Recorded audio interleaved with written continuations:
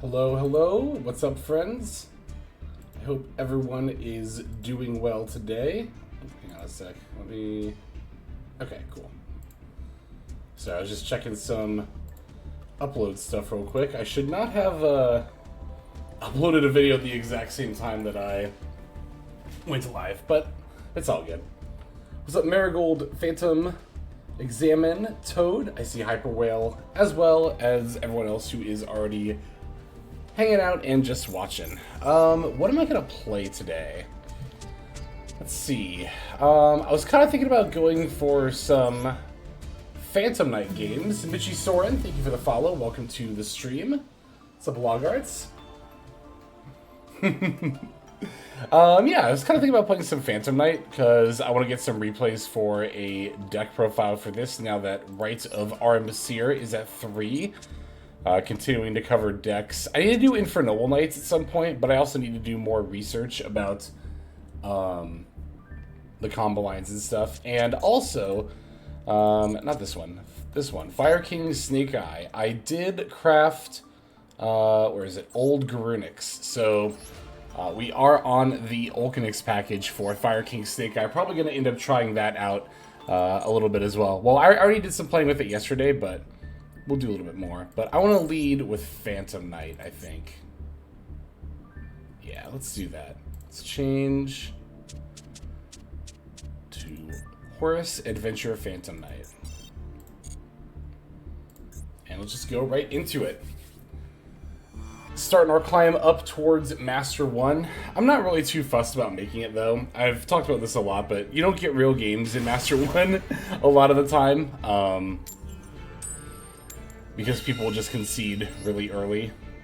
Master, like, anywhere from 2 to 4, I think is, like, we're gonna get the most quality games, so.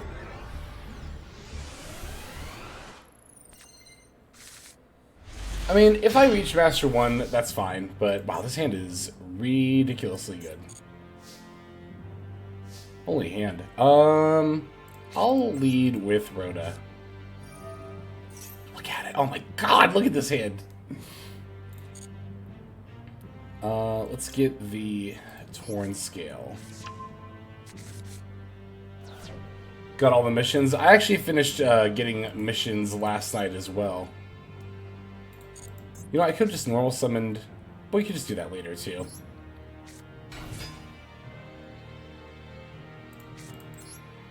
Alright, and then the boots. And Cherubini. Not using Torn Scale effect yet, of course, because we want to set up our adventure stuff. And if we activate the effect of a normal summoned monster, we cannot activate Rite of Armistier.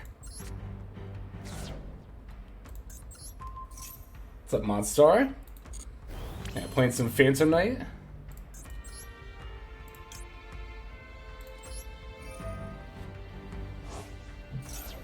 Yeah, I finished all my missions yesterday as well. I think by the end of it, all I had left was like the Spell Trap one, and it was for like 10 or 15, somewhere in there. So I was like, I'll just play 2 Sky Striker games and then we're good. Alright, well, we'll just concede right there, I guess. Oh, that was like a...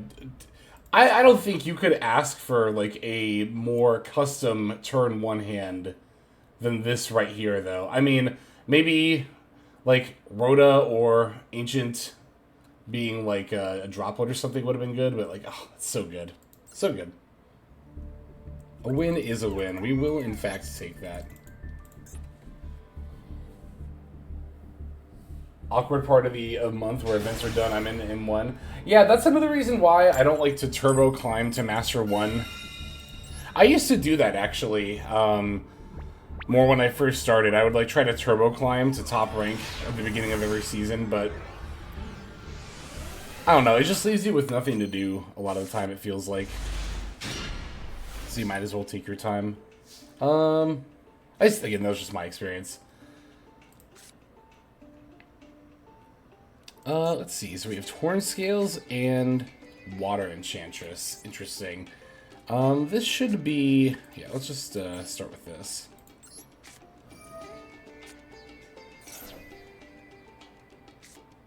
Gamma. Oh, that's really gross. Do I even want to Ash Blossom? Like, you know what? I'm just gonna let that happen. That's fine. We'll just set these and then pass and then try to combo with Torn Scales next turn.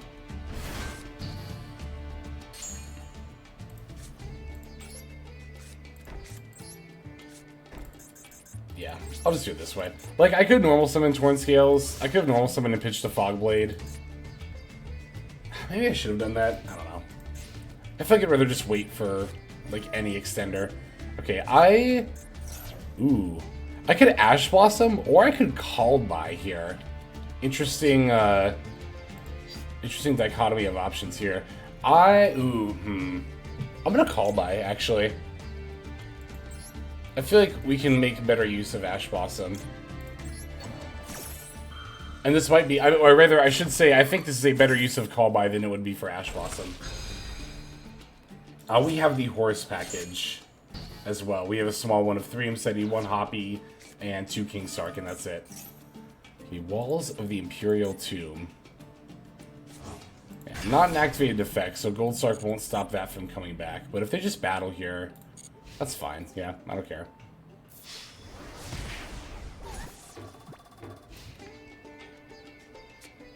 Set 1. Okay. Kind of surprised I didn't use this, but at the same time, I can't Imseti, so adding another one doesn't really make a lot of sense here, I suppose. Alright, I think now we have to go for plays. Probably normal summon Torn Scale. Send Cloak, Special Boots. I'll just fight over here.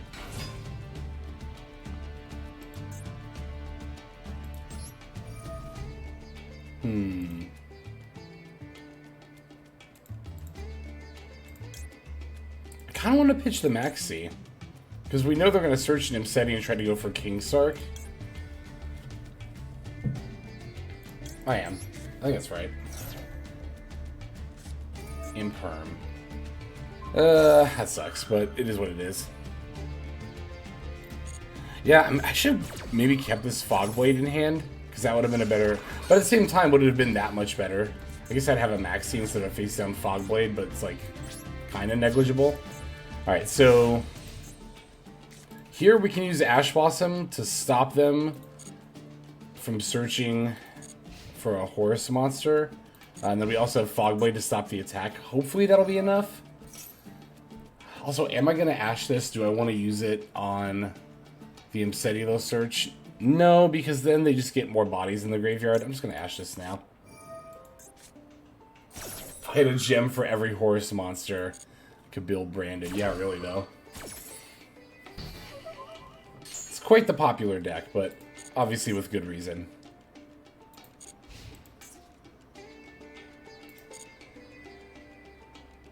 Oh wait, this says it cannot declare an attack, right? Cannot attack. Oh, just no, I think this will work. Yeah, okay, that's good. Yeah, there's a difference between cannot attack and cannot declare an attack. Cannot add cards that the hand can be special summoned from the main deck. That's a really good draw. Well, actually...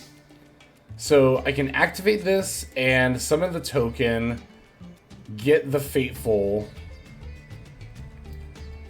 But even if I link, I can't search the Dracoback. Yeah, so that's... I wonder if it's just better to pitch this for Torn Scale. We could... Oh, but we can't search for that either.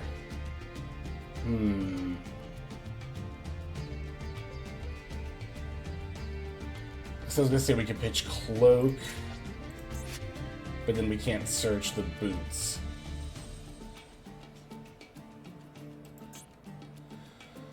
We could pitch Ragged Gloves, but that doesn't really do anything because I just send something else, like maybe one of the trap cards, but that doesn't. We don't have a monster to bring back right now.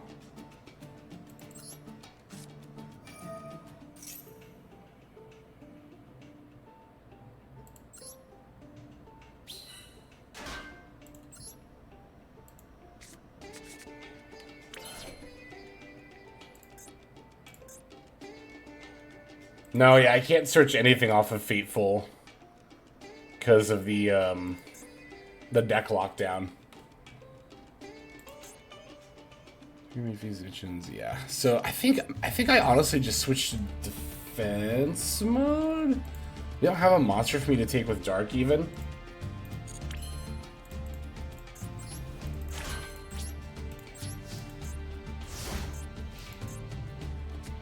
Now they have the Kings.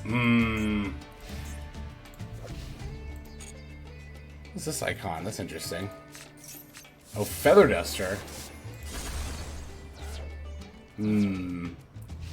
Okay, wait, that's actually not the worst.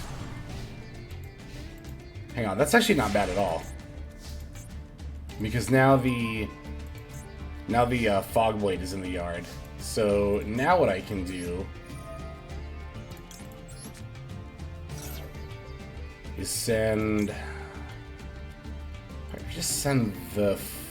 Yeah, if I send this, then I could potentially banish another, or send another one later. Yeah. Alright, Fogblade F. For you.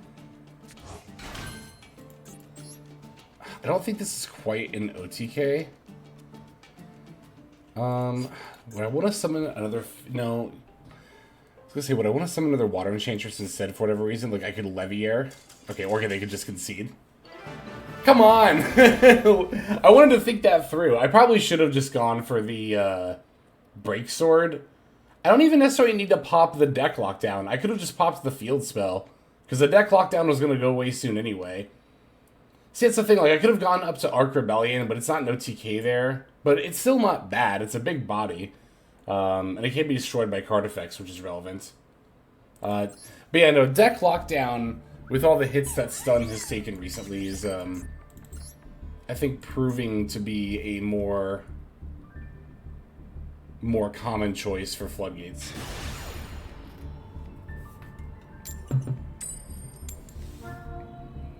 Goblin Grind Set? Is that what this person's name is? That's good. Goblin Grind Set.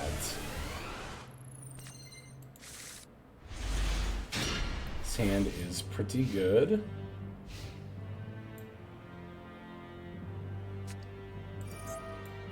Is it Monodium? Okay. For the Visas Starfrost.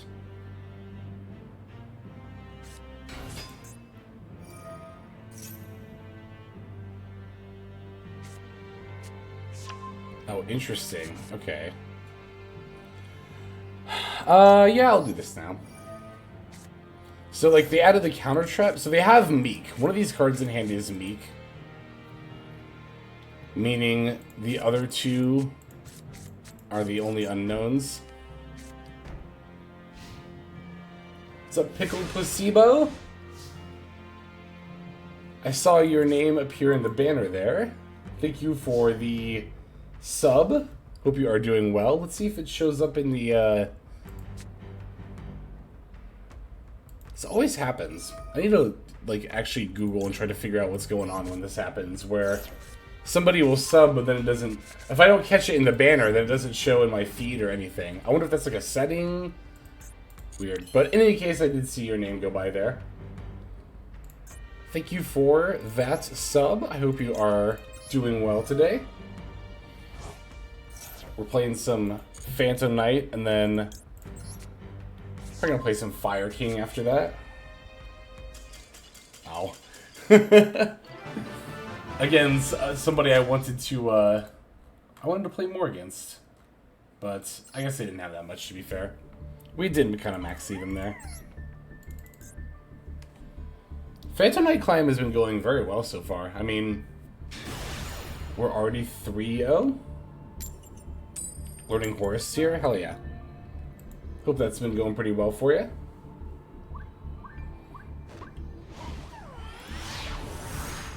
What's up, Snon?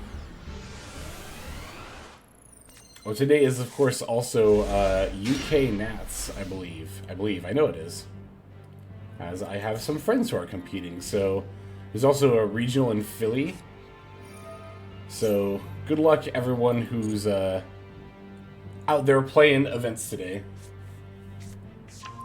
E-call for Stratos. E-call is interesting.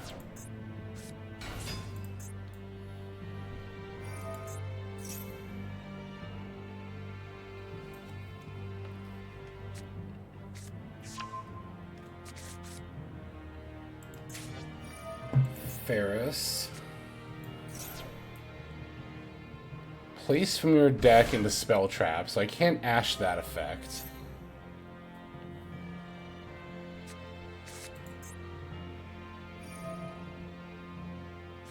I can do this one though, and this will stop the Vion. Yeah, this is one of the better choke points, I think, against Hero.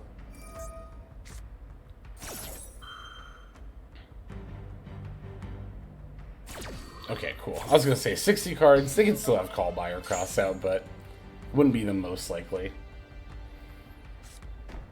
Yeah, look at that. Boom. If you've ever wondered Hero's choke point, stop Vion. That tends to be the way to go. Droplet is not a bad draw at all here. Okay, I'm gonna lead by activating Fateful. It is not that lucky that we drew it, but it's all good. And then we want to special Terratop. Let's go Chainlink 1, Chainlink 2. And this is why we Fateful first, to Chain Block. I mean, it won't matter if it's one of these like Imperm or something, but Fateful is really, really good for chain blocking. That's something that comes up a lot in Prank Kids, where Prank Kids sometimes will even play more than one Fateful adventure because it's actually good to open, because you chain block the first Prank Kids effect and then it can't get Ash Blossomed. Which Ash Blossom is like notoriously the best card like ever against Prank Kids. Okay, so they do have an Imperm. I could chain Droplet, but that doesn't really do anything, because, like, yeah, I had Takaton Borg, but I don't really have anything to do with it, so I'm gonna let that resolve. That's fine. Yep, we already finished the DL max. We did it with Vanquish Soul, which was a lot of fun.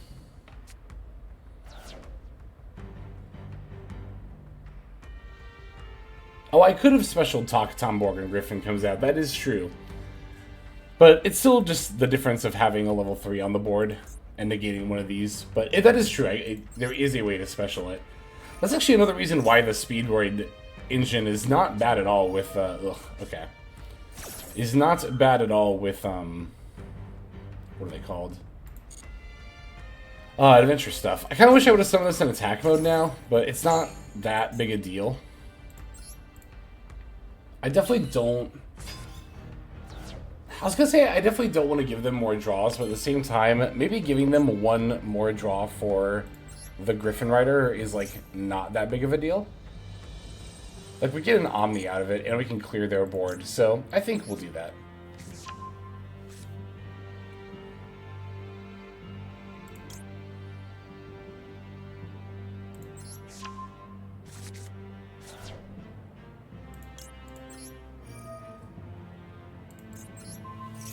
Griffin can be special summoned during their main phase. That is true. I guess I have to figure out, like, how Put this here in case that's imperm. How important is it to wipe the board? Well, this card is in your graveyard. During the main phase, this card is special summoned. Okay, so I actually don't want to battle over increase, so we can actually wait on Griffin. Yeah, we definitely don't do it right now. Do I bounce the back row? Is there a point? I mean, is there a point to not do it? Probably not. I don't think it's going to be Mirror Force, but... Oh, that's true. Also, if I leave a monster, they can't hero lives. Also a good point. Yeah, I'm just going to battle over Stratos here.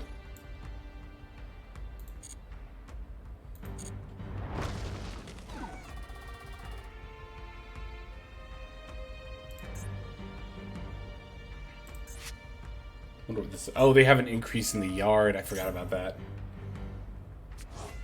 That's fine. Oh, wait, not activate. I want to set.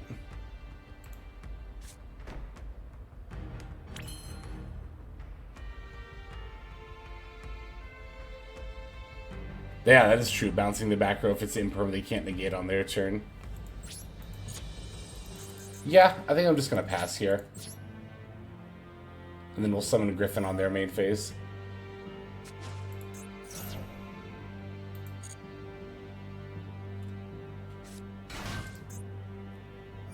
Special... Ugh. Okay.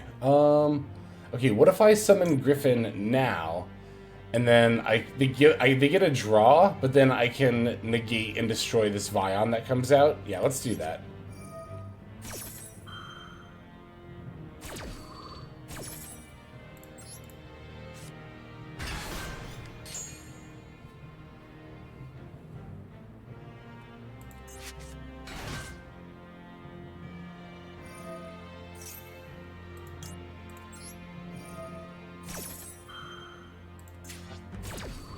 Yeah, then they won't be able to do this effect either.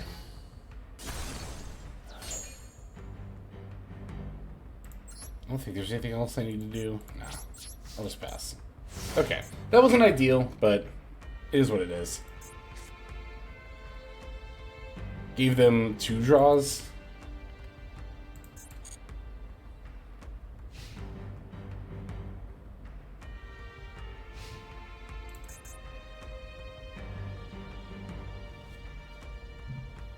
Let's see what they end up doing here.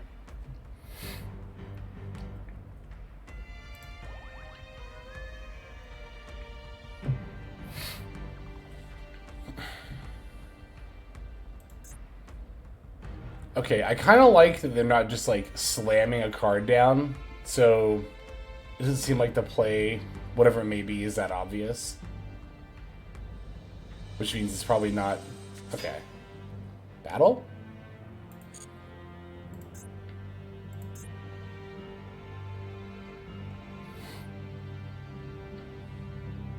Yeah, I really should have summoned this in attack mode. And that actually does matter, like, the position that you put monsters in, I usually put them into... Oh.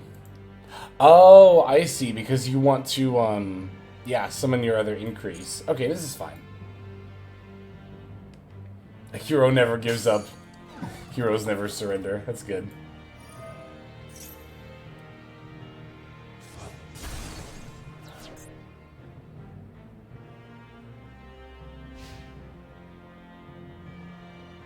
Should be 1 hero monster. There's their hero lives.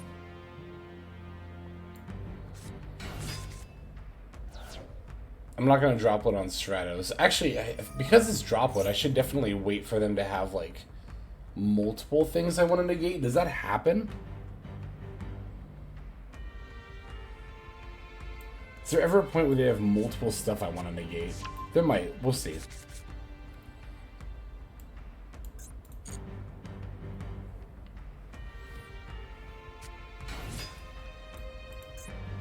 Mm-hmm.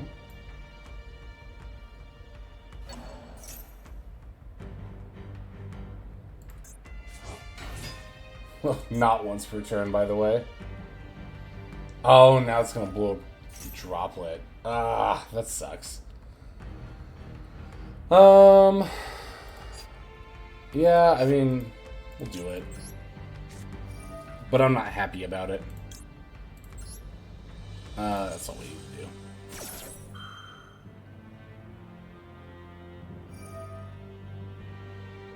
Oh, and they can just do this anyway. Yikes. I forgot that was a quick effect. Because it doesn't say quick effect, but it's a continuous trap card. That's why it's a quick effect. Oh, but wait, I can negate this? I guess we'll try. No, that's just a summon effect, right? What's going on here? This chain link, oh my god.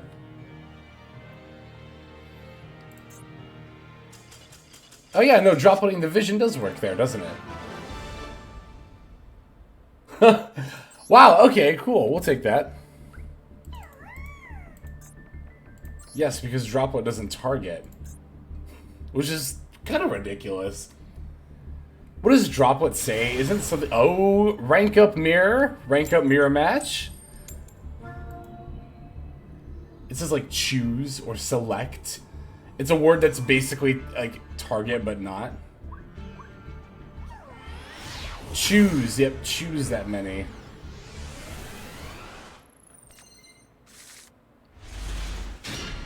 Speaking of droplet, wow, this hand is not the best. I actually went up to 45 to kind of avoid this. I was a little worried this might happen with right at 3. Like opening multiple copies. It's just unlucky to open Adventure again, though. 43 card deck. Lab sleeves and icon. Not that I... Oh, I guess, Oh, interesting. Okay, Diabell pitch evenly. Is it just going to be Snake Eye with random evenly? There are lab builds that kind of play a Diabell package. I've seen one at least, but I don't know if that's a thing. I think it's just Snake Eye on evenly. It's Rescue Ace on evenly.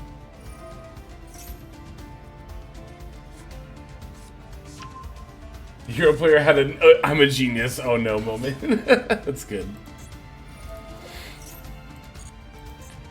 Okay, so the droplet, not quite as effective, of course, against Rescue Ace and their back row, but we'll see what we draw here.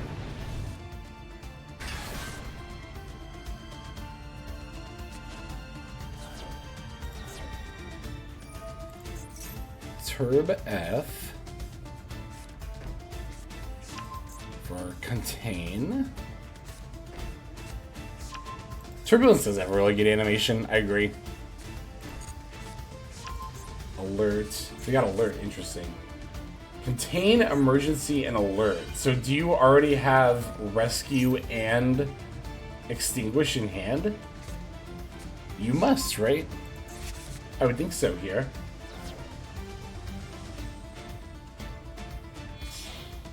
Okay, linking off Hydrant for Link Karibo. There's the Preventer that was searched. Because it's one thing to, you know, not set the trap card, right? But set 4, and then it's like, you know, you can deduce that they have the trap card in hand. But if they only set 3, then that means they just don't have the other name. Which means they gotta have Rescue and the trap card in hand. Was it a Royal Karibo? I didn't even see. It is a Royal Link Karibo. Look at that. I gotta say, I've seen better looking Royals. It's an okay Royal. Oh, I have the chat box on. I might leave it on for this stream. I don't know. How do people feel about having the chat box over here?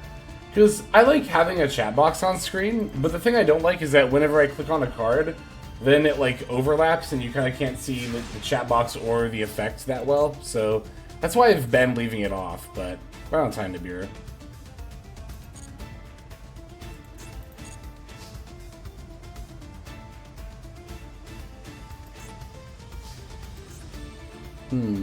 Okay, let's start with this.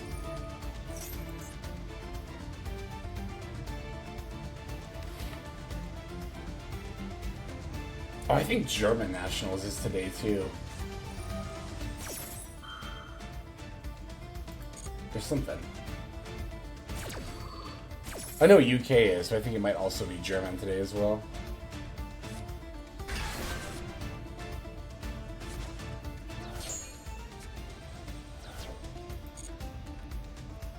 Okay, Fateful. Let's activate the right.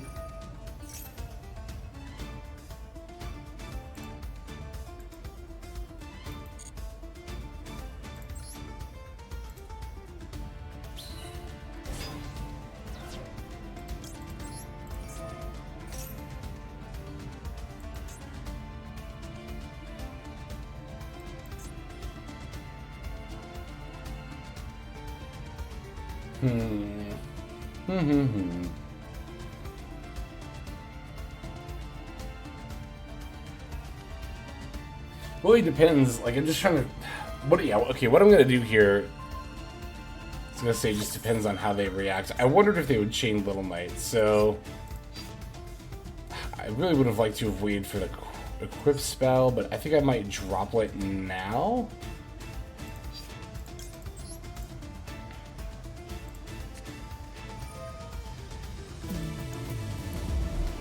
Bellus? Bella... Bleh. Welcome to the stream. I hope you are doing well today. Let's see. I'll send you and you to negate this and this. I don't think I really need to negate this or this. No, I do.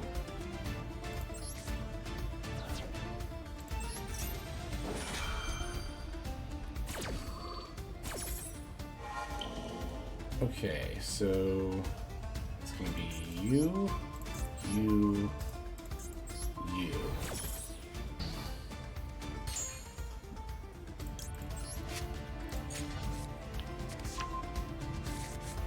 All right. So now that that's out of the way, let's activate.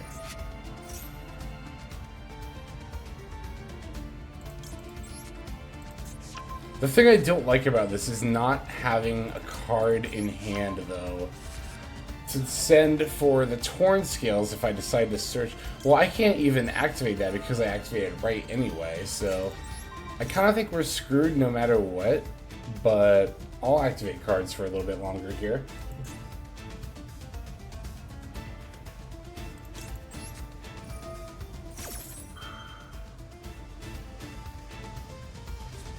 Oh, I should have negated the Hydrant maybe to battle over it? Ugh, I don't know. Yeah, Rescue's just gonna bring back this Preventer anyway.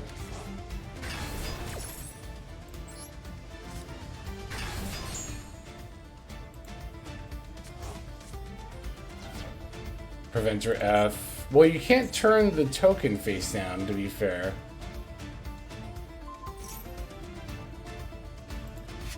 They don't have a banished Rescue Ace card. But they have the field spell, so like, let's say I break, like, I play through all this, they still just recycle. Yeah, I'm just gonna concede here. I think that one just kind of came down to Droplet is good going second, but not against back rows, funnily enough. The card that negates monster effects, if you would believe it, not good against spells and traps.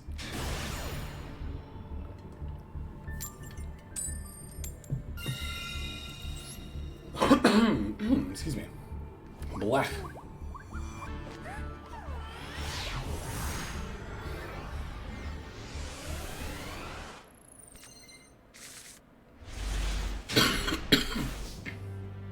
Okay, here we go.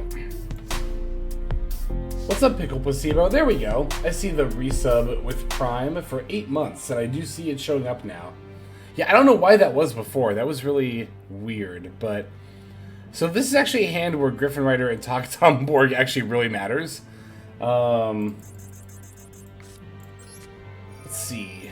Go for Griffin Rider. Oh, and they have a Maxi. That sucks! We could have made plays with this hand, too. Like, we have the boots as well. Could have normal summoned that. Okay. That's... Whatever. We'll just set Droplet and pass here. I see the replay redeem from Sinan. We will check that out here at intermission, which is actually going to be, I think, a little bit sooner. I think today is going to be a little bit of a shorter stream. We'll go for like 3 hours instead of 4, like we usually do, so. Oh, Arias. Is it a 60-card lab deck? Continue your main phase. Yeah, I was going to set Shade. I guess it's a chump block. Like, it's a body, if nothing else, so. Maybe there's no reason not to set it, but.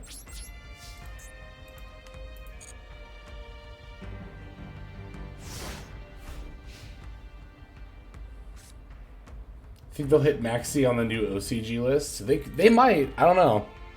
This is like, I think one of the times where it could be most likely. You know, it's more likely to have happened now, or to happen now, than at any point in like recent history. So we shall see. We shall wait with bated breath, and hope that they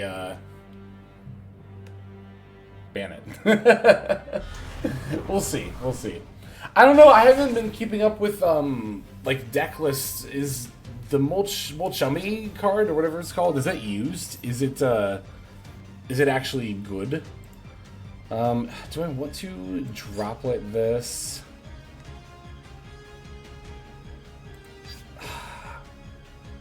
I kind of don't, but at the same time, like, am I gonna get a much better droplet? Also, they'll get to reset. Yeah, I mean, we can just droplet here. Played in Tenpai, not used that much. It's going second card, mostly in side decks. Okay. What am I sending here? I guess the best choice is just to send Silent Boots. Yeah.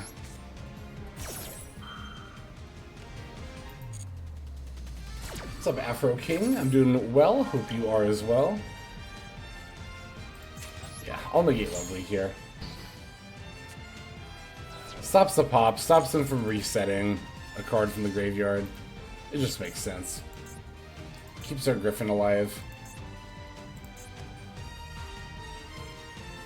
They bounced to Udora, right? And, okay. Also, because we dropletted specifically, they didn't get to chain Arias, which is really good for us. That's extremely good for us, actually. So, Mudora and 3 unknown cards. Also, 60-card lab. We are on ranked, so we can actually look at their deck. I want to do that. Okinix, Fire King, Snake Eye. I think we're actually going to play that a little bit today. I want to play that deck today. Oh, I see. Wow, they had a whole lot more than just lab going on.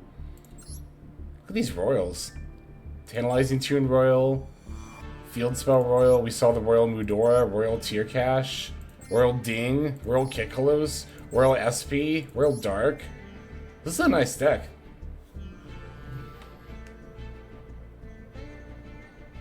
I like this. I actually, oh, they have a Royal Fenrir too. I really like this list. This is, actually, oh, but I also, I only have 1 Karma Cannon. I was like trying to figure out what I need. I don't own any rollbacks yet, but I only own 1 Karma Cannon. Royal Rainbow Bridge as well. This is a cool deck. I really like our opponent's deck. I think it's really, really cool. Tier Lab, Shizu, Horus, Cash, Chaos, Trap Tricks, Vampire. It's a good old-fashioned pile deck. We love a pile deck on this channel. Yeah, I saw that. I noticed that too. No Needlebug Nest.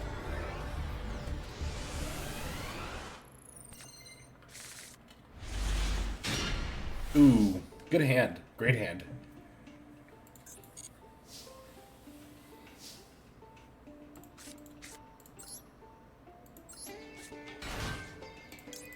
Alright, we'll lead with the Terratop.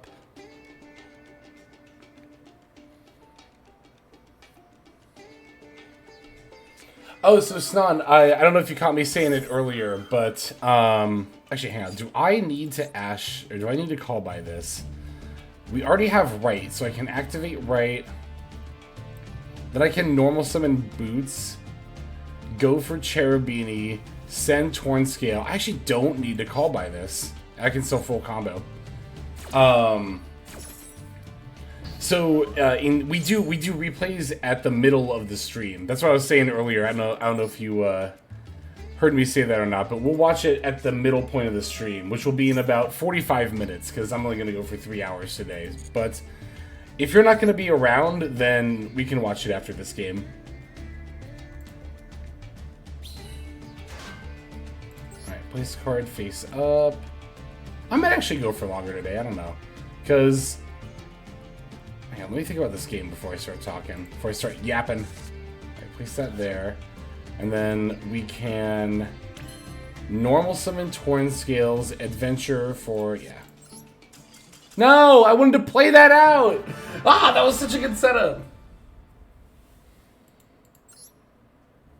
You'll be around? Okay, cool. Yeah, we'll watch it at the at hour-and-a-half mark. I'll make that the intermission, but depending on how I feel, I might actually go longer than 3 hours. I don't know, because I did have some errands I need to run at some point, but I don't have to do those straight away. Anyway, I'm just yapping. I'm just yapping about IRL stuff.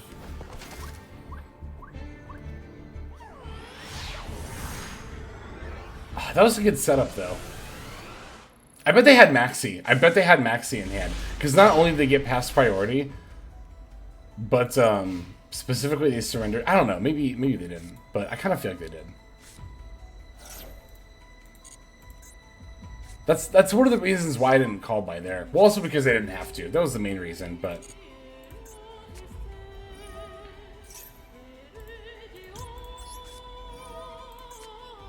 please don't have Gamma. I guess that's not Gamma. I don't know why I thought of Gamma before Ash Blossom. Because a lot of Horus decks actually play Gamma. Gamma's really good in those styles of, that style of deck.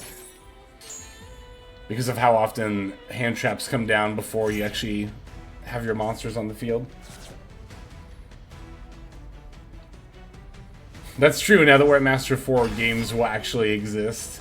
People won't concede when you look at them funny.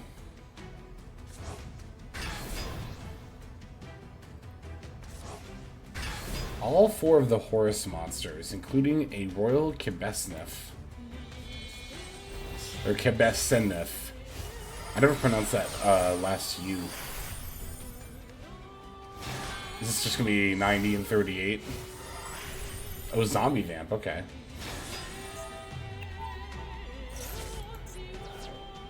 Ooh, it's Tier with all 4 of the Horus names. Wow.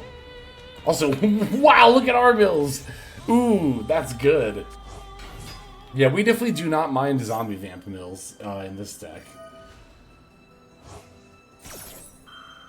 Yeah, having Torn Scale and Ragged Gloves already set up in the yard is pretty good.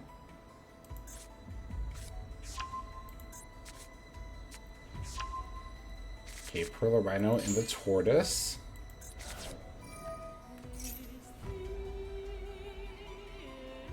It sounds like a kid's book or something. Perla Rhino and the Tortoise. When Horus is used as an engine, do people run the Black Flame Deity? Not really. I would only play Black Flame Deity in a build that's playing, like, 3 of the field spell. And even then, only if you have room. But it's a better card than you might think. Like, in Horus Naturia, I play the Black Flame Deity. But Horus Tier Limit, unless it was like a 60 card build, I probably would not play the Black Flame Deity.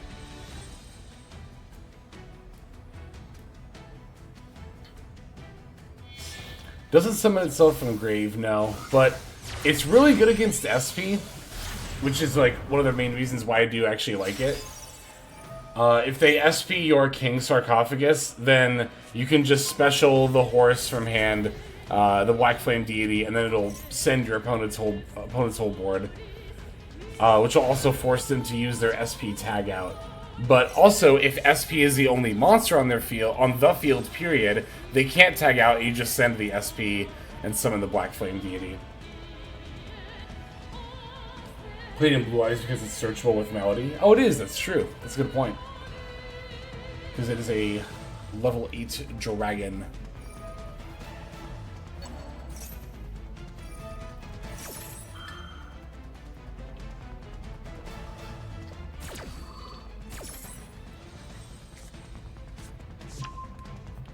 The main thing, honestly, like, the having to be, or rather, the not being able to be summoned from grave, I think, honestly, having to have the Black Flame Deity in hand is what holds it back even more, because it means you need to use your field. That's why I say it's really only good with the field spell, because if you open the field spell and also open Imseti, then you can grab the Black Flame Deity, but even then, if you open the field spell but don't open the don't open the Imseti, then you're just always going to search the Imseti.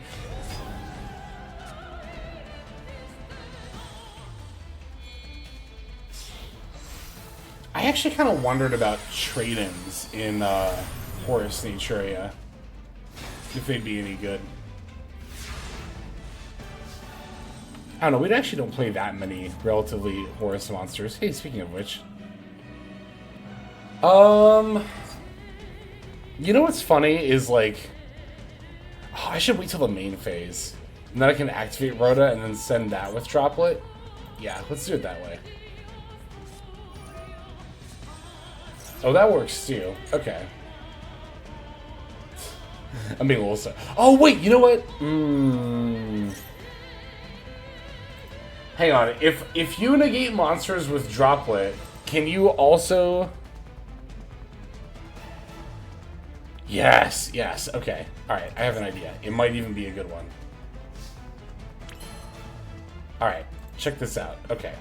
I'm gonna activate Rhoda. Right? And then I'm gonna chain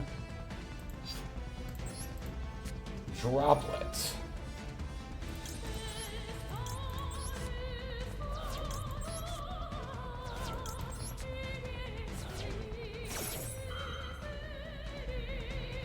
No! No! No! Did they search that while I wasn't paying attention? Did they just have that?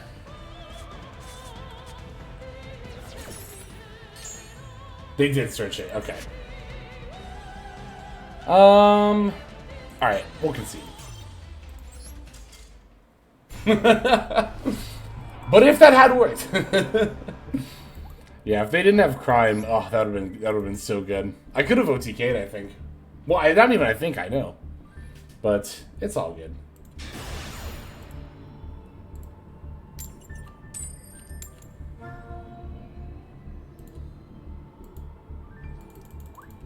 Alright, let's see what we have here.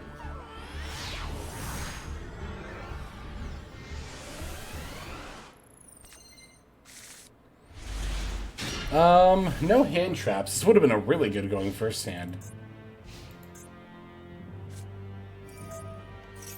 It was criminal. I like it. That's good. Alright, field spell, Lady Lab, set, end phase. Alright. There are scarier turn ones for Lab. That's not a bad draw. I will lead by activating Imseti. Will I? Or should I lead with right? Because I don't want to draw, like, one of my adventure cards off of Imseti. Is that a good reason to do that first? Yeah, and we also established the gate if we do this first, so I'll lead with Red of Armus here. Okay, no response to that.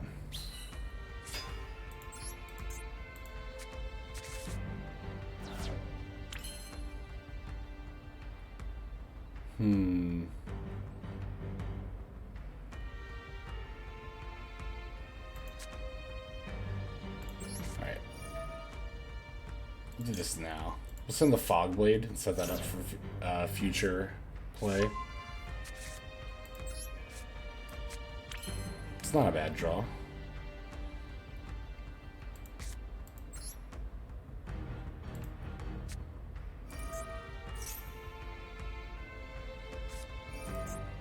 Archfiend's Ghastly Glitch.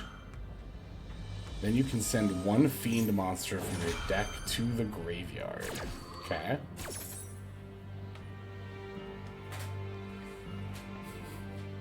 Is it Blackjack? It could be. Or I think it's Back. I always call it Blackjack too. I think it's Backjack, but I always call it Blackjack. I know it's Ariana. Okay. Special summon a Fiend monster from your hand or the graveyard. How about... No. Oh, autocorrect. I see. I do call it Blackjack, though. Black, comma, Jack is the actor. That took me a second to get. I was like, Blackjack? I was like, oh, Black, comma. I see. Anyway, I just have another King Sark, so don't mind me. Excuse me.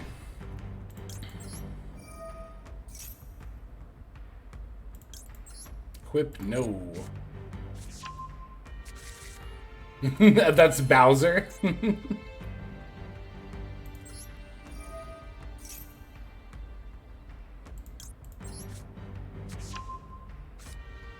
I kind of already forgot that happened. That movie, I mean. The Mario movie.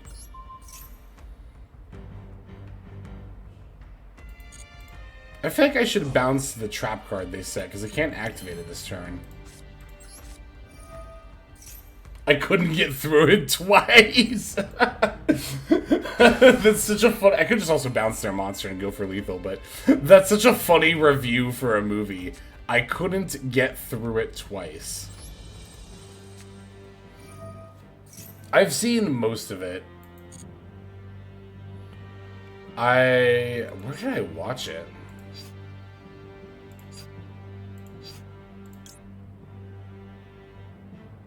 Where would I have watched it? Oh, you know what? It was one of those, like, Twitter things where it was, those Twitter posts where it'd be like, anyway, here's the whole Mario movie. And it would actually be, like, a small video format of, like, the entire Mario movie. Or, I saw it for other movies, too. Someone would just randomly post, like, anyway, here's this entire movie. And I actually, like... watched most of it. Just I saw that on Twitter and I was like, holy shit, it's actually the whole Mario movie. And so I just like full screened it and was watching it while I was doing other things. And then I think like 3/4 of the way through, or like 2/3, somewhere after the halfway point, I got bored and I just tabbed out. I was like, I'm done with this. It's not bad. It's not like a horrible movie or anything. Or maybe, hang on, was it that the... Actually, I want that other game first, or more, rather. I was trying to remember if it was that I got bored, or if it wasn't actually the entire movie, just most of it. It might have actually been that. I don't remember. For one reason or another, I saw, like, over half of it on a Twitter video.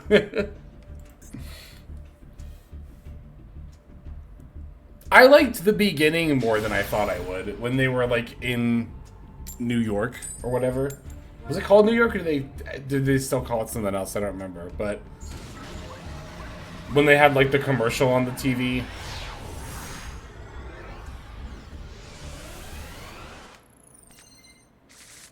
it wasn't bad.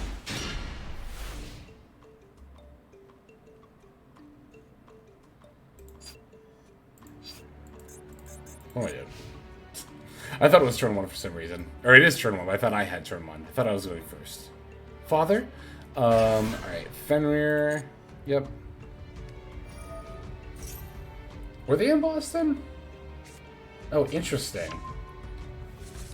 Oh, I'm thinking of like the live action one. They were in like Brooklyn, weren't they?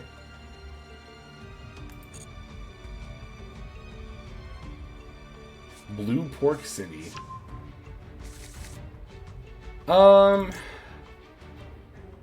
I'll max C now. Yeah.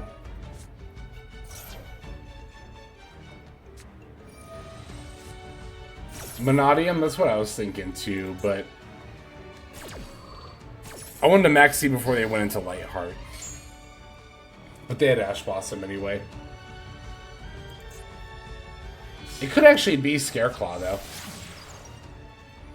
Ooh, that's a good royal. That's a good royal. I just love I love the color. I love the sheen with like the Link blue.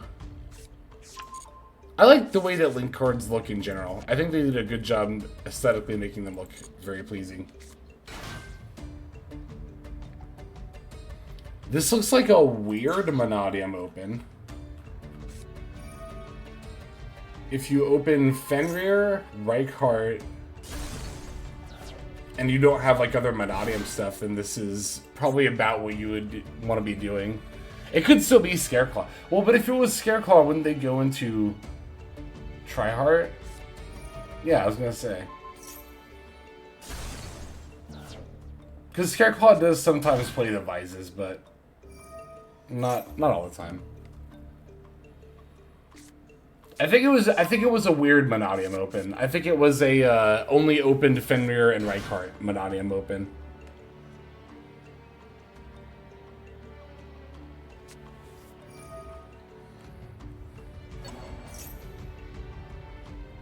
Oh wait, well they also had Rim. They didn't add that off of anything, did they? No, they just revealed and then activated. Okay, so it was just a weird Monodium open. Okay.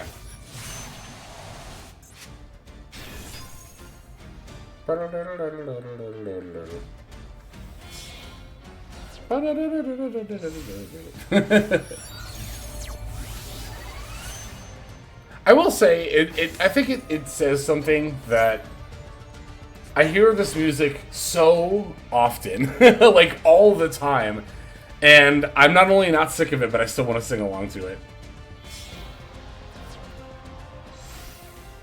I mean, we all know it. Like, it's something that, you know, people say all the time, but they did a really good job with the soundtrack for this game.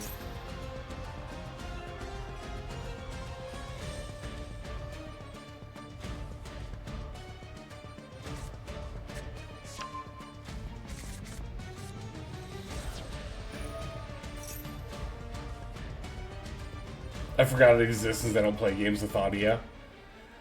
I do the same, but of course I also have streaming and making the videos, so I end up hearing the music all the time anyway. But again, I don't mind it. But I do the same. If I'm not streaming or making a video, if I'm just playing for fun or to get replays for a video off stream, then yeah, I play the audio off and I'll listen to music, or usually I have a podcast or a YouTube video up on the side. I agree, I wish event OSTs were excuse me, a thing.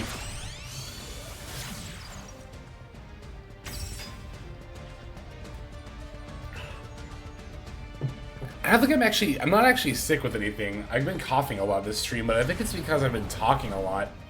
Because I recorded a video earlier. Or no, I didn't record a video earlier. I was on a call earlier. Yesterday I recorded a couple of videos. A few videos in a row, actually. I usually just do 1 or 2 videos at a time, but I did 3 yesterday, and I think it took a little bit of a toll on my voice.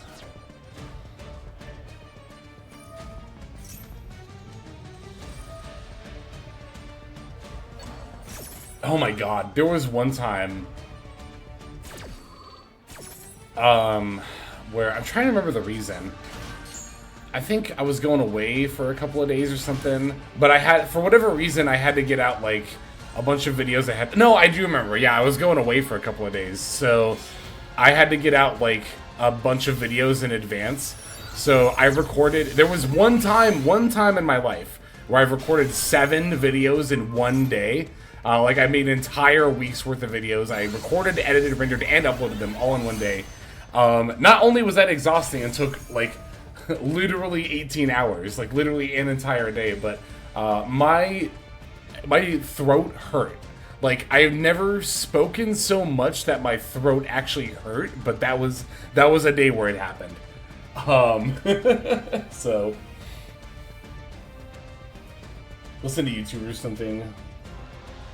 Shred Terrence Howard's new math. New math.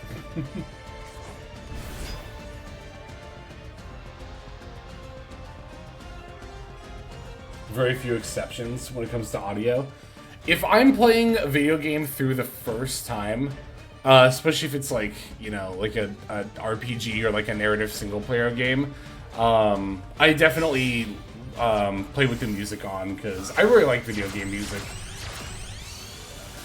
But if it's a game I've played before, or if it's something like a multiplayer game like Master Duel where you just hear the same music all the time, then...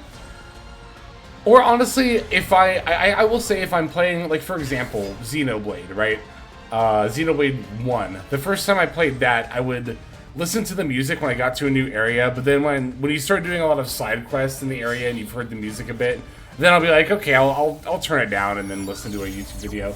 Because sometimes I'll just do that, honestly. Sometimes I won't even turn the video game audio off. I'll just leave it on and then also have, like, a YouTube video playing, which sometimes occasionally feels a little chaotic, but... Okay, one, two... I don't have another horse monster? I mean, another, Yeah, Droplet's gonna put in some work here, but I gotta figure this out for a sec. Cause...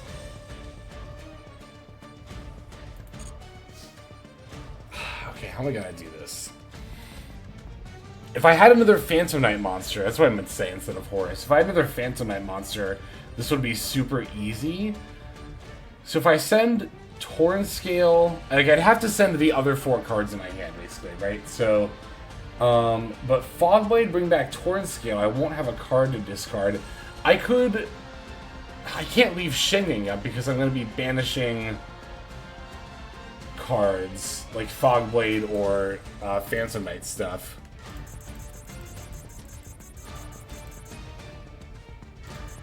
Shoot, if I had one more card in hand, I would be fine.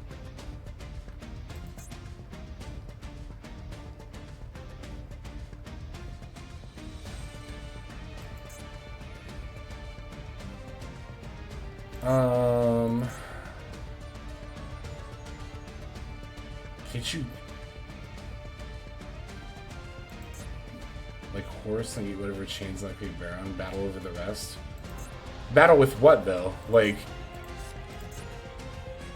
I can't even really get plays started into this board. I'm talking about, like, okay. King Scar? Or King Sark? So are you saying like Droplet, everything but Shenging? Well, no, I would have to Droplet just these two, right? Boom, boom. Ugh, I don't know. Cause like, okay, what if I did it here?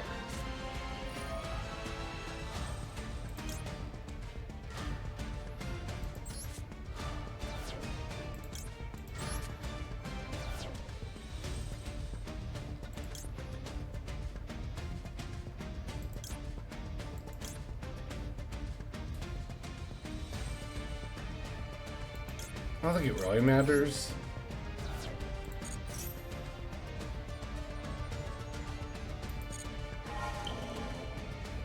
Then I go you.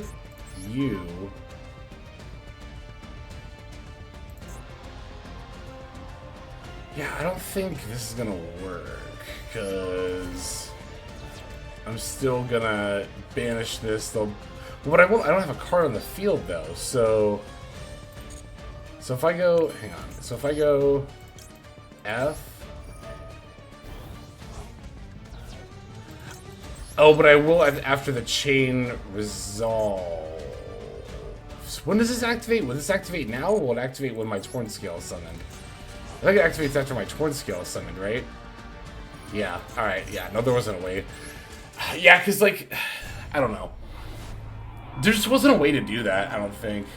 Not without having one card in hand in general, or having one of the other cards that I send be another Phantom Knight monster. If either of those were the case, we could have played through that.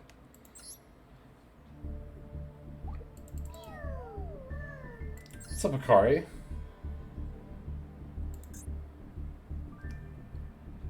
Demoted to MV. Oh, Master 4, but hide for SMTV. I don't know. I don't know what that is. Sorry. All right. Let's see what we got here.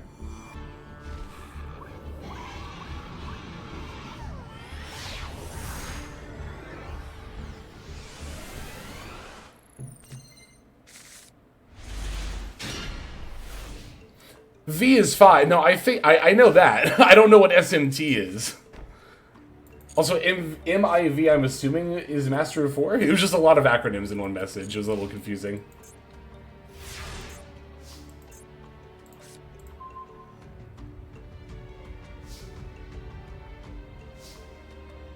Why didn't you finger their Ash when you used Max C? Huh? In the last game? Did we... Because it was their turn, right? Because it was turn 1. You can't use quick play spell cards during your opponent's turn from your hand. Alright, also, Rainy Days TV, thank you for that follow. Welcome to the stream. Hope you are doing well. Excuse me. Okay, what do I have in hand? It's Ancient Cloak, right? So, if I go Torn Scale... No, I would want to go Silent Boots here, right?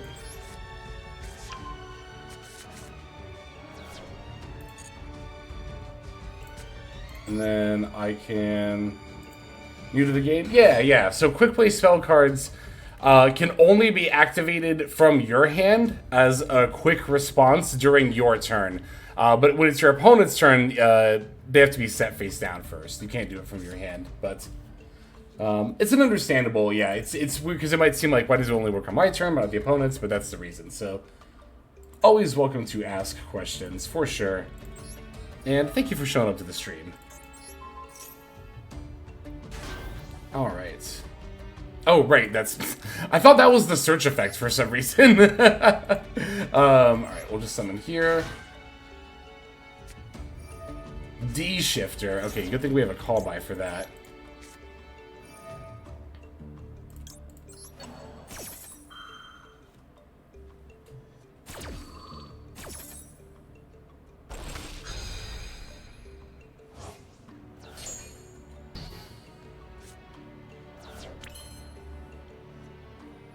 Let's see. I guess we'll just do adventure stuff. Yeah.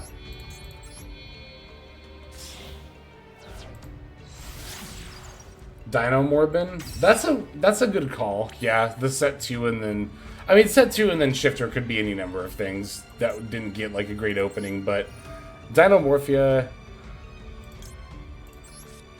is not a bad call. At least I think that deck plays Shifter, right? I don't remember off the top of my head. It's actually been a hot minute since I've played against Dinomorphia. Alright, yeah. Callby on the Water Enchantress is unfortunate, but not the end of the world for sure. Because we still have multiple names in the yard. I could even set the Shade Brigandine and then use that to go into the Bardish.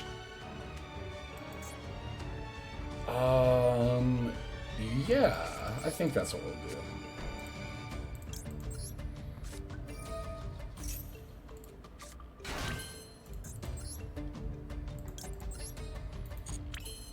We could also go for... I saw that Nightmare Unicorn, it got me thinking. Because we could go, like, Nightmare Unicorn, Spin, Banish... What would we search, though? Like, what's actually good to search here if we go into Nightmare Unicorn? I feel like not that much.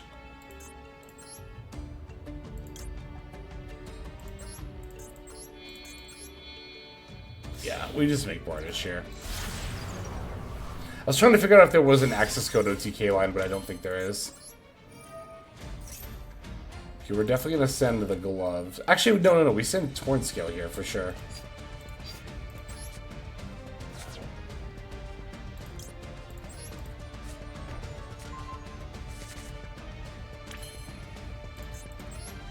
And then now we can banish... okay, so I should search a monster, because then I can summon Torn Scale. Like, I can search the gloves, and then send that for the Torn Scale. Yeah, let's do it that way. And then Scale F. And then Torn Scales.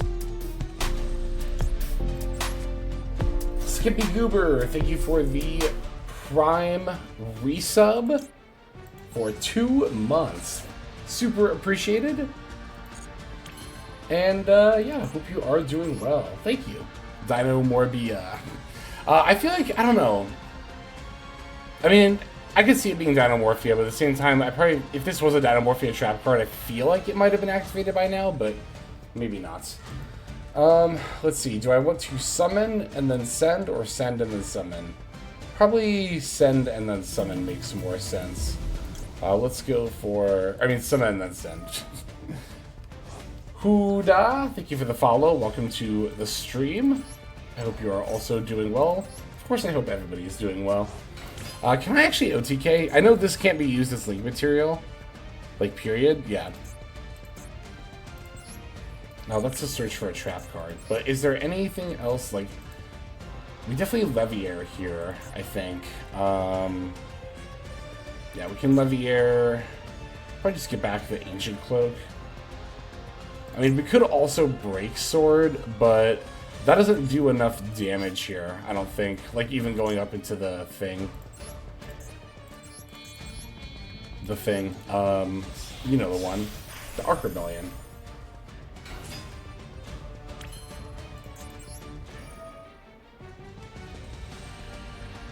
Okay, I want this to go to the graveyard. There it is, it's Imperm.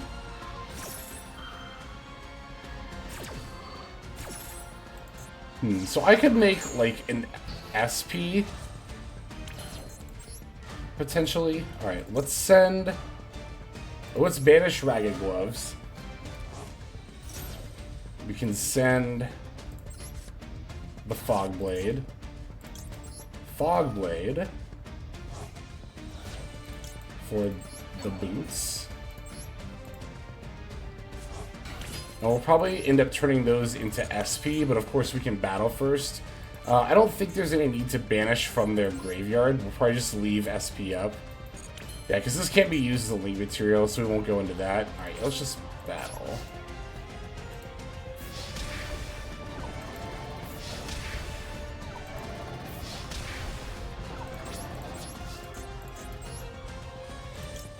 Ooh, oh, we could do that too. That is definitely going to be better than SP.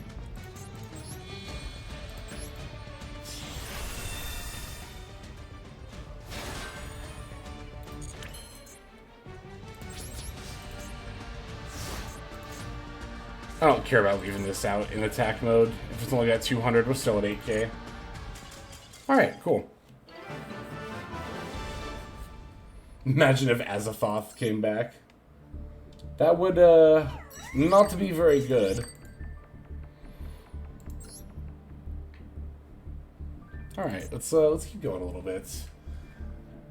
Probably play a couple more games with this deck, and then we'll watch Sinan's replay.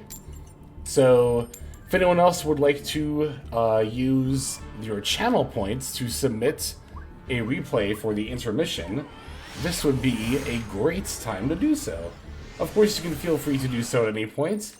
If you submit a replay after the intermission, we will watch it at the end of the stream.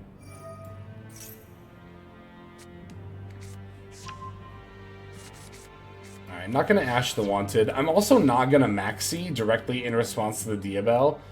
And you might think, oh no, but you'll miss the draw. Which is, like, fine. Okay, Hydrant. Normal summon Hydrant is interesting. I kind of want to Ash this. So we know they have DML, but DML can only get another Hydrant, which can't search again. If it's just Rescue Ace. It could be Snake Eye as well, but I'm gonna also, because we have Maxi in addition to Ash Blossom, I'm gonna Ash here. Chain Alert. Okay, so they're just gonna add their monster they were gonna get anyway. Let me see what they add. So, okay, now I might actually chain Maxi in response to whatever they search. Because if it's, yeah, exactly, Turbulence, now I know they're going to need to do at least 2 summons in order to get Turbulence out and set for, which is pretty good for me here. Because I bet they're planning on sending Hydrant with DML and then banishing Hydrant and the Alert to summon Turbulence. That's 2 draws, so that's a good use of Maxi. Wizard got that replay redeem. Oh, of course, no, they could link as well. Don't necessarily have to send for DML, but either way, it is a draw for us. And that's a really good draw, too. The Silent Boots. That's another pretty good draw, actually. Well, that's an okay draw.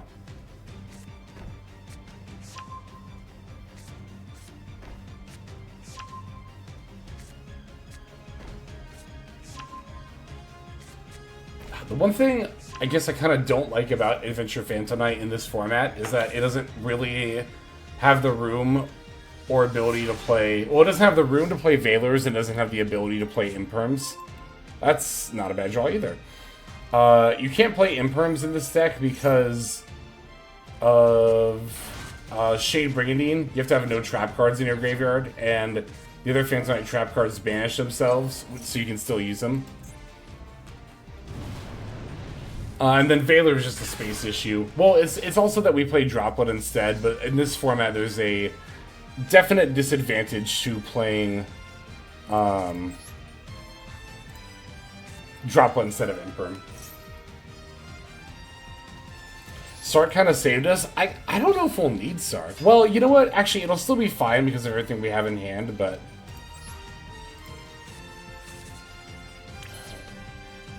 Okay, so now... Oh, you know what? Actually, I do want to Sark right now. Yeah. Let's Sark.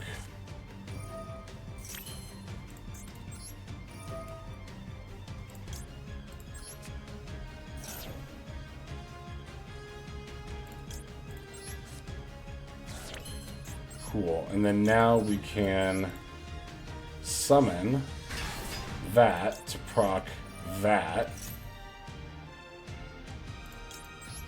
Equip no.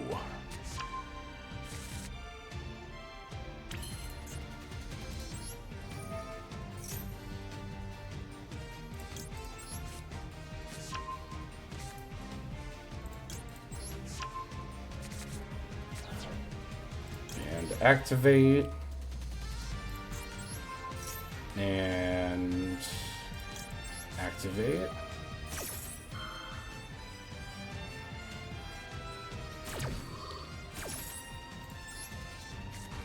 Okay, alright, I'm feeling really good about our position right now.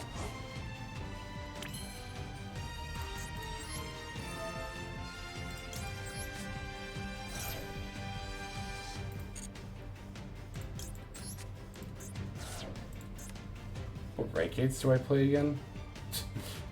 90 and a zombie vamp, okay. I don't even think we need rank 8s here though. Like, I think we can just summon the Horus bodies. Although I might not even summon Hoppy yet.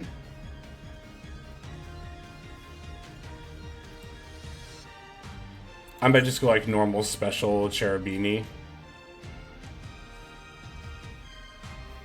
It's just the trap cards left, right? Yeah. Extinguish and Contain. Okay. I could even force one of them with the Dracoback bounce. Although, you know what? Use the field by an opponent's card effect. I think we need to bounce Turbulence.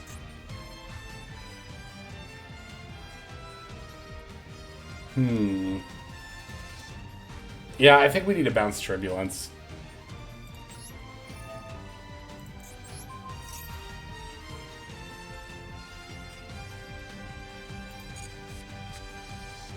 Okay. I like that.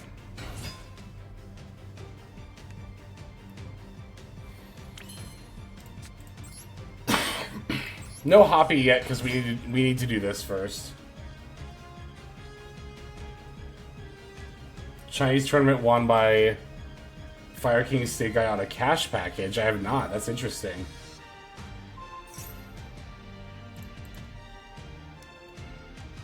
Destroy cannot activate the same effect this turn. I mean, like, I might as well, right?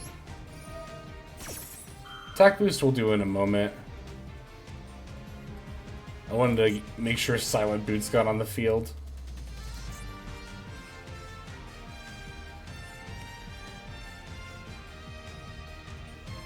This is any dark monster, right? I was thinking about that with the M70. Ooh! Oh, actually, that's not that awful. Because I haven't used the graveyard effects yet. But I have normaled, right? Yeah, I did normal.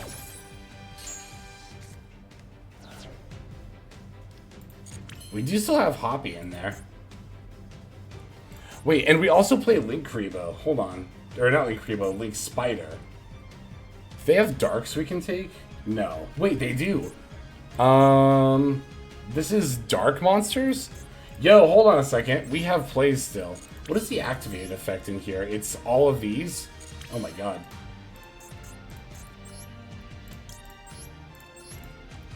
Oh, but this isn't a wind. I don't actually have a dark monster. At this, well, no, I have access to one. Wait, this is an OTK, isn't it? Hang on. Let me read you.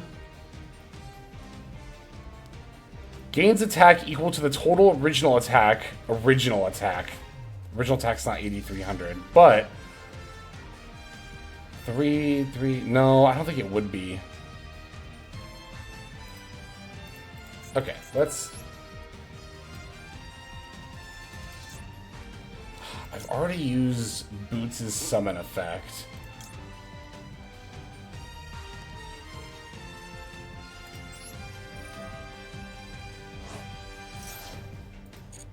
But what I can do is add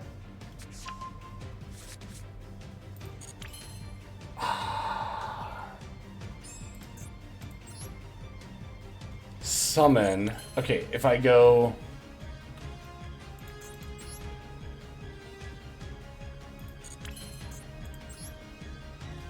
effect to bring back Boots.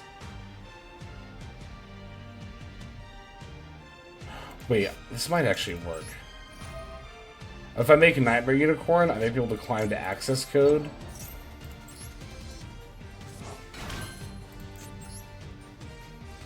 Now we can make dark as well. Yes, it's all coming together. Libancito2569, thank you for the follow. Welcome to the stream. Hope you are doing well.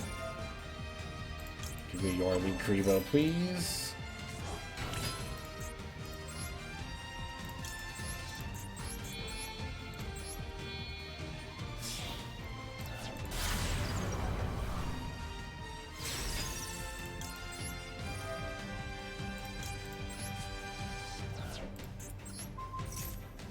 Now, wait. Where's... Oh, it got banished. That's right. It banishes itself after... Oh, it banishes the thing. I thought Silent Boost was going to go back to the graveyard, and then I could have banished, added wings, summoned scale, send wings. Oh, I forgot it was banished. Ooh, that's not good. Okay. This is going to have to be fine. Shoot, I thought I was going to OTK there. Dang it. I forgot Silent Boost was going to get banished.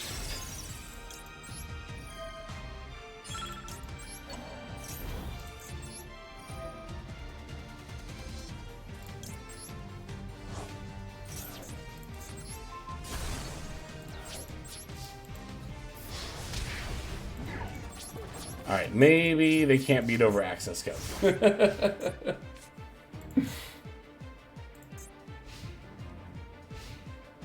Yeah, no, because again, if Silent Boots was in the yard, he would have been banished to search wings. That would have triggered Torn Scale to come back. Oh yeah, we know they have Diabell, that's right.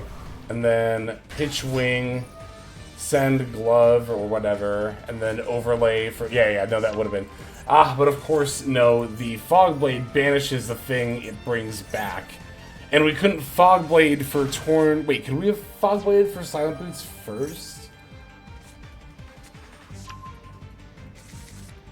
No. Or no, I'm not Fog Blade. I mean Silent Boots. No, because then it would be banished. We couldn't bring it back with Fog Blade. Dang it! So that just didn't work.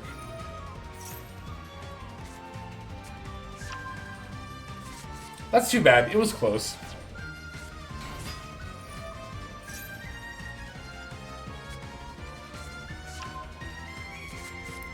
Yeah, they get to do any number of things here.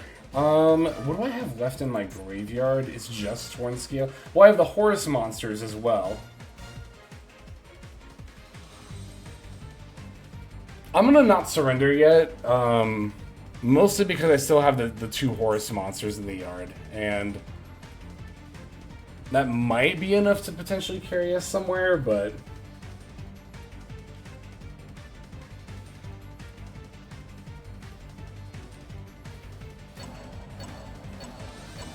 No, it's not even, it was more of a, like, it's something I'm kind of bad about, where, like, I knew that Fogblade banished, I just didn't think of it in the moment. Like, that Fogblade banished the thing that it brought back.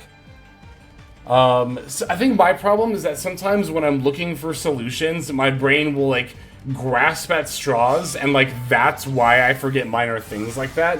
Because my brain will be like, oh, you need a solution? Well, okay, if Torn Scale was in the yard, and I'm like, yeah, Torn Scale will be in the yard, you know? Like that kind of a thing. And then I kind of latch onto that. I think that's what's happening.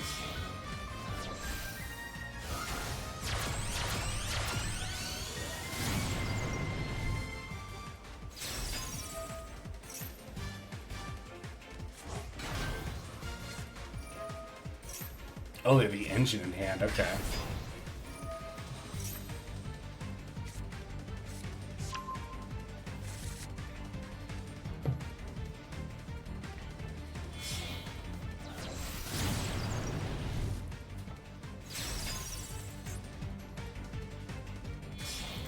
Ah, Zealantis, yep.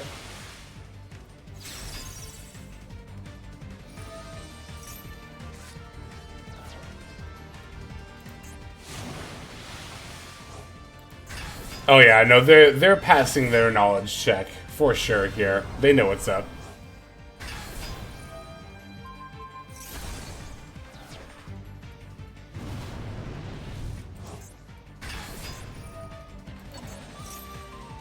Yep, for the Phoenix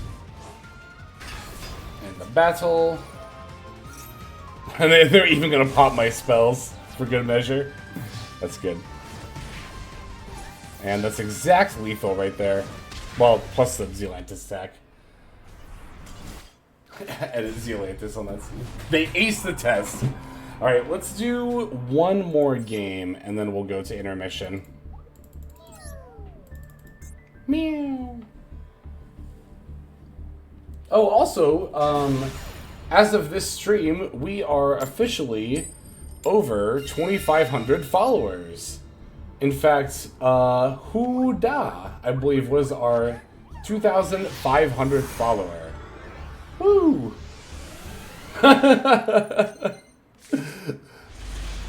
That's good, Goober. That's good. Alright, this hand is not awful. Hey, thank you for that Victor Redeem Placebo. Thanks, friends. I super appreciate your very, very kind words of congratulations. Hey, thank you, Akari. Ah, you're too kind. You're all too kind. Where's my prize? Your prize is the satisfaction of knowing that you are the 2,500th follower. Oh, it's good. But no, I do really appreciate it. Thanks to not only Huda, but everyone else who's followed, who's subbed, who's chatting, who's just lurking. Everyone who is here, you are all very much appreciated. Here, I think we just summoned Silent Boots. You know what's funny is I could actually...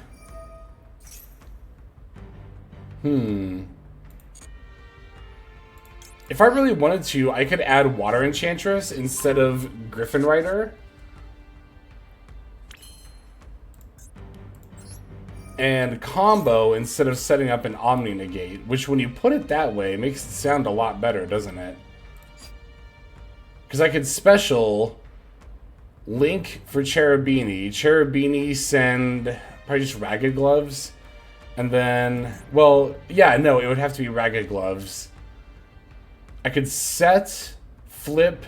Yeah. This is better than just setting up an Omni.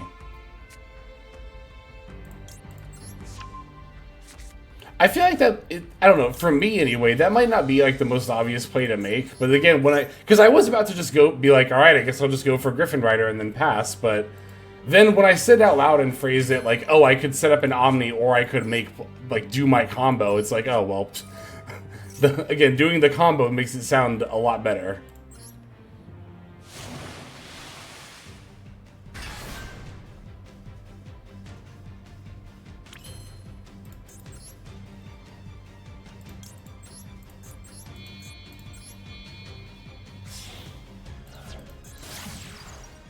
And then, yep, Cherub F. Jinky combo you can do with MX Invoker.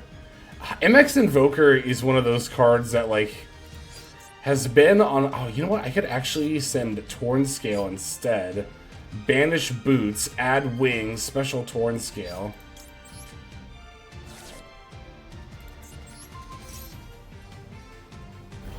But yeah, no, MX Invoker has been on my, like, to craft list for a bit, but I haven't done it because I actually don't... I don't have a deck in mind that I want to put it in, but it's one of those cards where I'm like, there's no way this card is not going to be insane someday.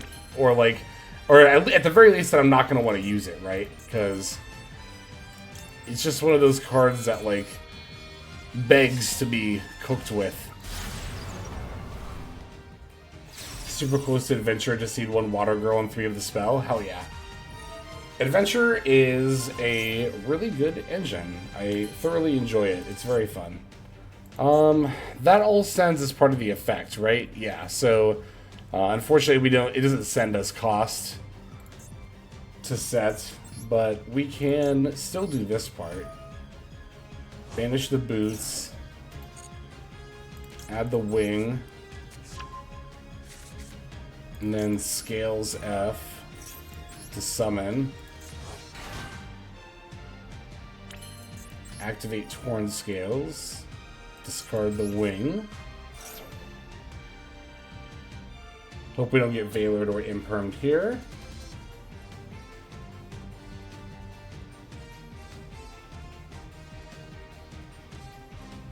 Had one at some point but dismantled it because someone was really cooking with it.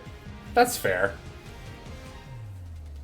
It's not bad in Zodiacs, but like you can play a Terratop package in Zodiac to use Invoker to get out a Zodiac monster. That's the closest I think I came to actually playing it, or like crafting it rather, to play in a deck. Alright, is there anything I can kind of pivot into? Not really, like I could make IP, but I won't have a monster to link it with because it cannot be used as link material. Wait.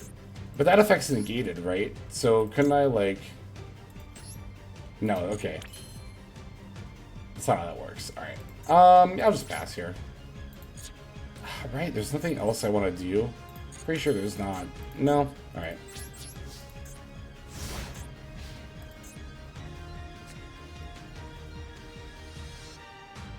Horse cards are the most fun ones I've crafted in a while. It's a very fun package. Yeah, definitely.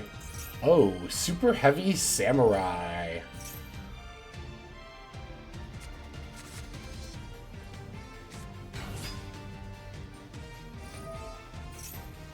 Yeah, I guess I'll just ash this and be like, you better have opened this one of Soul Piercer.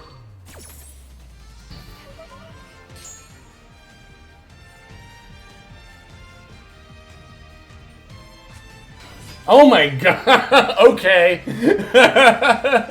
Sure. Why not? That was really funny, actually. I made it exist! I made it exist. That's good. That's really funny. That's really funny. I mean, no, this is infuriating. This is why consistency hits don't do anything. No. That was good.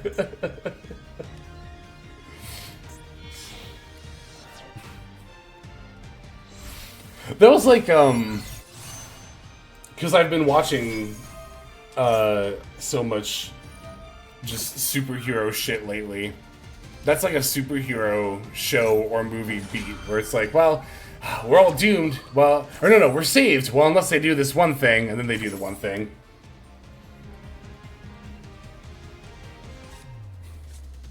Supposed to manifest cards for yourself. I do still remember there was one time on stream where I played against Lab and I like was in a winning position, except they did have like one welcome left set off furniture. And I remember saying, if there's a god in this world, I'll just peel Ash Blossom, and then we did. So that was pretty good, but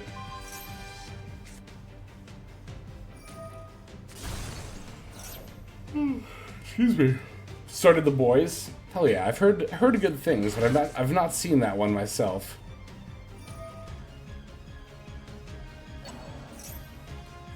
The best Link 3 shade burgundy.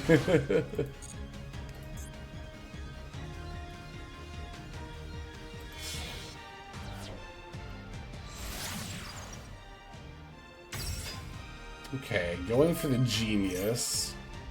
With nothing in the extra deck to pen to summon, they do get a search here.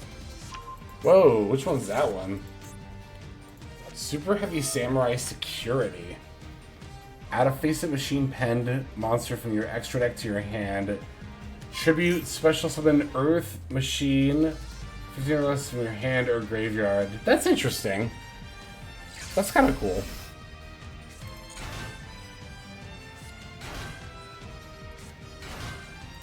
Ah, they just... Oh, yeah, they searched the other Wakashi. Oh, it gets back Soul Piercer. Oh, if they started playing this when Soul Piercer went to 1 to get back Soul Piercer.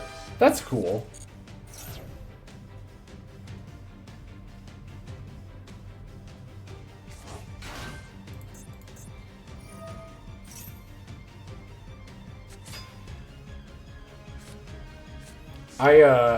Ooh. I think they are actually going for... Well, maybe. I do have two... We'll see what they do here.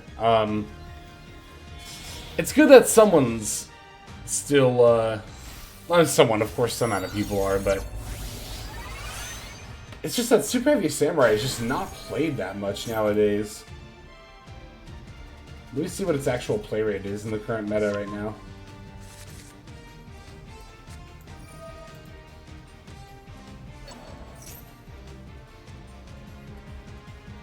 Oh, 0.6% popularity rating. That's not a lot. In fact, it is low enough to be in the low match volume, which means it can't even be placed on the tier list because not enough games with it have been played yet. Yeah, I don't know. It's funny. Like, you know, consistency hits apparently do nothing unless they do, because nobody... Oh, hey, look at that! I saw a horse monster.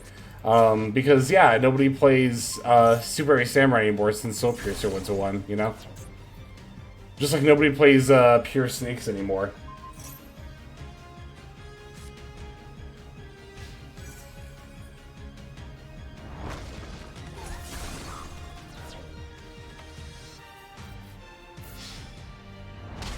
No, I agree. I still think they're a fairly good deck. I don't think the Soul Piercer Limit... I think that it made them fall off more from a popularity standpoint. I think when it comes to power level, Super Heavy Samurai is definitely like a... probably like a mid to lower tier 3 deck. Like, it's above Rogue. I think power level wise, it is tiered. Alright, we are at intermission, so as usual, I'm gonna go refill my water, and then after that, we are gonna watch some replays that have been submitted. We have 2 so far, so again, if anyone else wants to get in with replays, now is definitely the time to do so. With the channel point redemption is how you do that, but I will be back in one moment.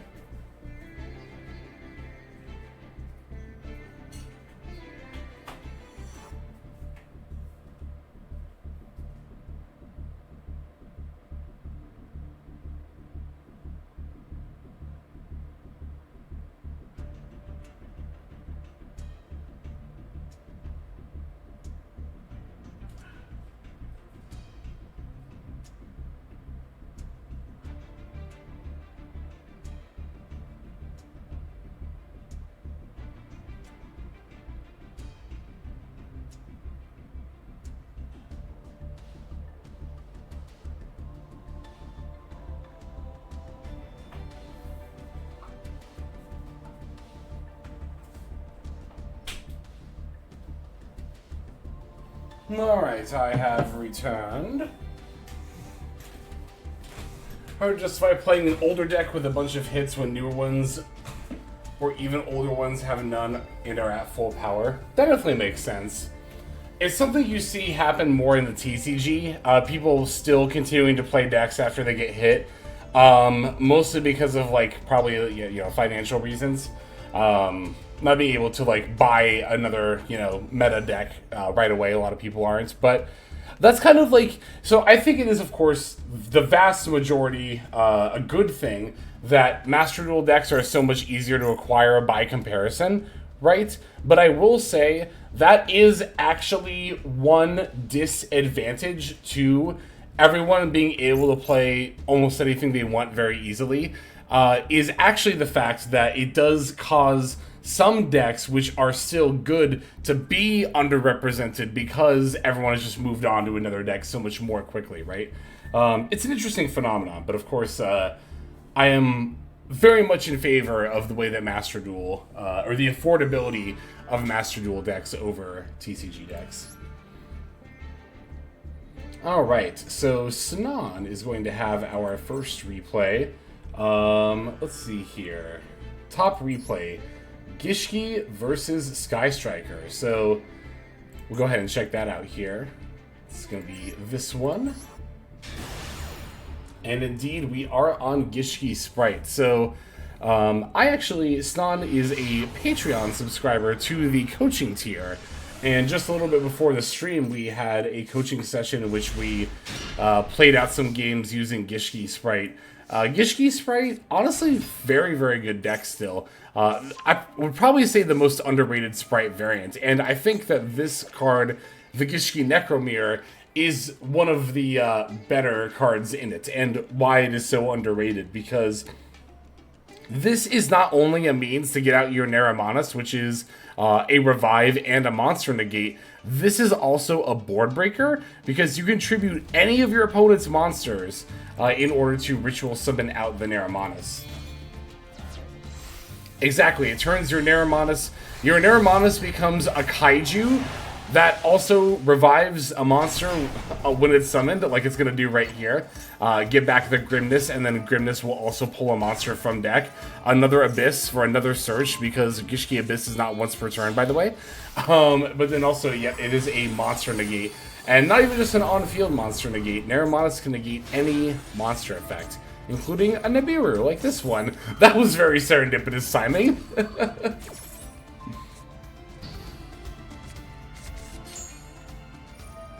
Alright, now we get to Gigantic for blue. And of course, like pretty much every single other Sprite variant, this one is boosted by the release of EMP Meow Mine as well.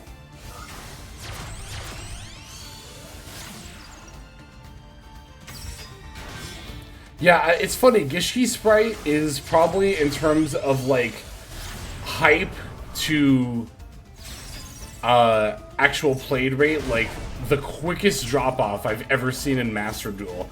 Like, there were people saying, I mean, people were always saying ban Elf for one reason or another, but there were people saying like, oh, you have to ban Elf before the Gishki stuff comes out, otherwise that deck is too good.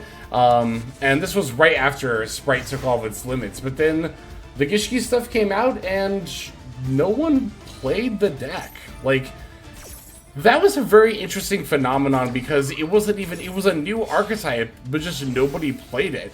I think people end up being more pessimistic about the Sprite limits than they were optimistic about Gishki stuff, which I think caused this deck to get criminally underexplored. Gishki Sprite is capable of a lot of really, really cool things. Not the least of which is just summoning the Naramanus, but also it can do Ibli, and Mannequin Cat plays fairly easily, as well as a bunch of other things as well. Saw Examine submitted a replay as well. We'll watch that after the second one here. Okay, they're going to Afterburners, but we have the carrot for that. Ooh, there's the Triple Tactics Thrust, adding the Engage with the alternate artwork as well. Ah, and it does the red. That's cool. I actually really like that. That's my first time seeing the animation for Alt Art Engage. I wondered if it would be red instead of blue. I will say, and this isn't just me coping, I really, really like blue. That's like my favorite color, so I am a little glad that I have regular engages and get to see that animation, but of course the alt art for the engage is also really sick. Whoa, it's slash draw!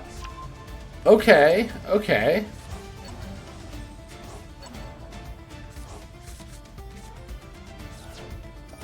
That's wild. Hold on, okay, so discard one card, send cards.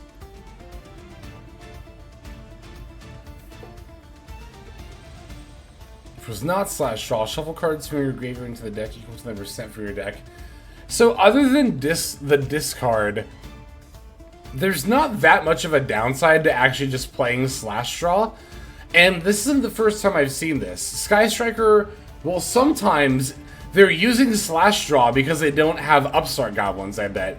Slash draw is basically Upstart Goblin that also costs a discard, which obviously a lot of the time is just not worth it at all. However, Sky Striker is like the one deck where that is actually somewhat kind of worth it. I don't know. I personally would probably still not play slash draws over upstarts, but or even if I don't own upstarts, but that doesn't mean I play slash draws instead, right? You can just not play upstart in Sky Striker. It's 3 upstart is optimal for Sky Striker, of course, but you can just not play the card at all. Ooh, they have a Kagari, an alt-art Kagari as well. Hey, we got Alnick with the replay redeem as well. Alright, alt-art Kagari getting back the alt-art Engage, going for the Widow Anchor and also a draw. Widow Anchor is going to steal the Gigantic here, linking it off so that we can't use it on the follow-up play. Going for the SP Little Knight. That's interesting. I thought they were going to go for Camellia, but they chose to end on SP. That's not horrible, though, because they still don't have a monster in the main zone, so they can still use Sky Striker stuff. Okay, they're going to chain SP to our Gishki Necromir. We can then chain SP to SP, meaning we can banish their SP as well as ours, so their SP won't trigger, and then now we Necromir, send the Vision in hand in order to ritual summon the Naramanus once again. Naramanus can then bring back the, probably Gishki Abyss here. Yeah, oh no, we're going to give back Vision, okay. They're going to steal with the Naramanus. We have the Carrot, which is why we tributed the Vision in hand and not the Grimness on field. They're going to chain Linkage. That's not going to stop the Widow Anchor from getting negated. Also, happy weekend to you as well, Ski. Hope you are doing well. Alright, Vision comes back, and then I guess do we even have anything else left to search with Abyss anyway? We just more grimaces that don't really do much of anything. Yeah,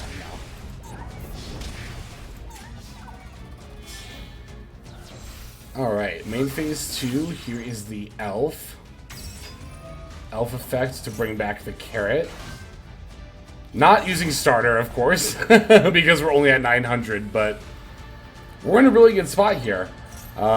We have the carrot for spell trap negates, we have the Naramanus for monster negates, we have the Ash for the maxi here. We can bring back the IP with the elf here, which is insane. Spend the day with my dad. Got 2 Lego cameras. Hell yeah, glad to hear it. And there we go. We are all set against... Wow, look at that end board, too. You wouldn't have guessed that they pushed through our turn 1 end board, because we set up pretty much all the exact same stuff you would anyway on our follow-up turn anyway. And that is going to be all she wrote. So thank you, Stan, for that submission. Watching Gishki take down Sky Striker. Alright, we have acquired a couple more, but of course we also have the one from Sea Blizzard, who I think we have Mr. K. I remember that name. Ah, here we go. Only replay. My pure Snake Eye versus the opponent's Snake Eye Fire King. I'm quite interested to see this because you don't really see pure Snake Eye much anymore, do you? At least I don't. I feel like every time I see Snake Eye, it's pretty much always the Fire King variant. That is to say that pure Snake Eye, though, is still a very, very good deck. We were actually just talking earlier about how... Ooh, Royal Ash. Very, very nice. It's probably going to be one of those underplayed decks. Actually, I will say that pure Snake Eye is definitely underplayed right now in Master Duel for how good it is, right? Because pure Snake Eye is, of course, still going to be a fairly good deck. But... You know, Fire King is the new hotness. Pun only somewhat intended there, actually. And, you know, it's just what everyone's going to flock to because it's so accessible. Which, again, I'm not saying that is a bad thing for cards to be accessible. Of course not. However, it is a very notable reason as to why, again, we're not seeing almost any, or very, very much lesser amounts of pure Snake Eye on matter.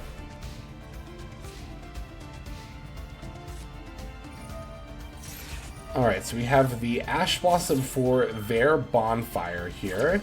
Got the Nib in hand as well. As well, of course, as the Temple to summon out stuff. Looks like they had the Ash anyway. We get to Temple for our Flamberge. We can then potentially use our Flamberge to summon out the Oak from our Spell Trap and summon a bunch of stuff here. I'm going to scoot a little more forward so I'm not like in Goblin mode here. There we go.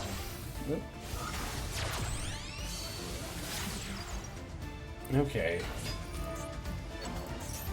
How many level 1 fires? Okay, we have 2 in the yard. Ah, rather we're going to use the Flamberge to take their Poplar. Because I was just thinking that, yeah, if we bring back our Oak, then we don't have 2 level 1 fires to summon off of Flamberge if it goes away. But we can take their Poplar and get the search for it, as well as eating one of the things they would send for, like, Diabel or Original Sin. Alright, here comes the Nib.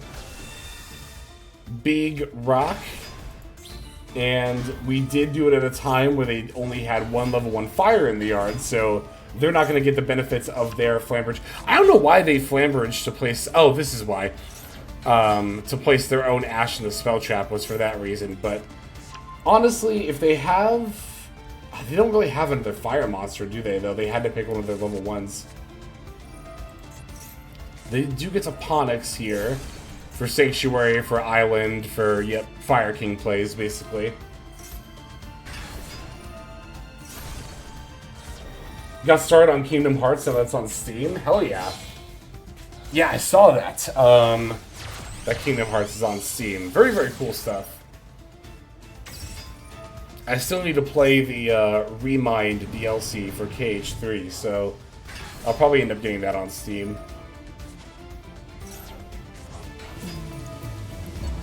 Divine Judgment 325, thank you for the follow. Welcome to the stream. Hope you are doing well.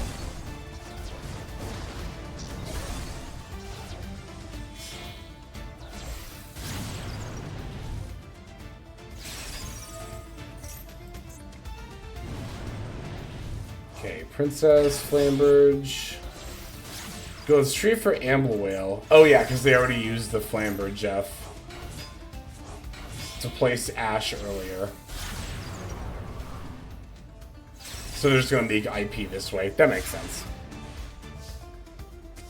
Good. Glad to hear you are doing great. Okay, they're going to chain Wanted. That's fine. Ooh, we have the Kraykara, which could be... And we have the Subversion as well. Both searches from the last turn. Wow, they're using Princess that soon? See, this is where I think Snake Eye players tend to misplay the most often, is that they'll just shotgun disruptions so readily. It's a very nice little knight, though. And this is something that I've actually said quite a bit, that, like, something that I think a lot of Yu-Gi-Oh! Players don't respect is how to use your board to disrupt your opponent. Like, so often people will say, like, oh, they had a 3-negate board, or, oh, they set up a full Snake Eye board, as if that inherently, by itself, is enough to, like, automatically win the game. But you do have to use that board well. And again, I never see anybody talking about that as like a skill, or people saying like, oh, I need to practice using my disruptions. It's just never a phrase I hear people talk about. But and then you have a lot of people who, like our opponent here, just princessed on the first special summon, and then IP literally immediately after that, and it's like, why? You know? I think that there is a lot of validity to, like, the fact that, like, hey, you need to be patient with these triggers, right? And you need to really make sure, because here's another thing, right? Now, because of the timing they did this, Garunix is going to activate now, and if they send Kieran, they can pop a card, but, like, how good of a card can they even pop here? The Link Primo? It's like, again, is that even that good of a pop? Not really. And same with the Amblewhale, like, oh, no, they're gonna pop one of our spell traps. Again, they just shotgunned everything so soon here.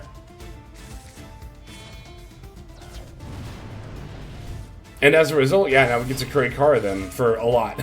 For, like, their life savings here. And, yeah, I mean, this is a lot of the reason why you don't want to shotgun your support, or your board that early, because it's really not difficult for... I mean, I say it's not difficult, but, like, it can, of course, come down to luck sometimes. But here, it was not that difficult for us to come back and then swing in for lethal anyway. And the opponent even saw us search the Divine Incarnate and the Subversion, knew we had them and hadn't used them yet, and still shotgunned everything so soon. I don't know, it's something that I think that a lot of people don't think about that they definitely should, but certainly our opponent was not thinking about it as much as they should, but Mr. K did all the right thinking here, setting up all those disruptions to the form of Kraykara and Subversion to eat away at the opponent's board and swing in for lethal. Good stuff. Thank you very much, Mr. K, aka Blizzard, for that submission. Got a couple more here as well.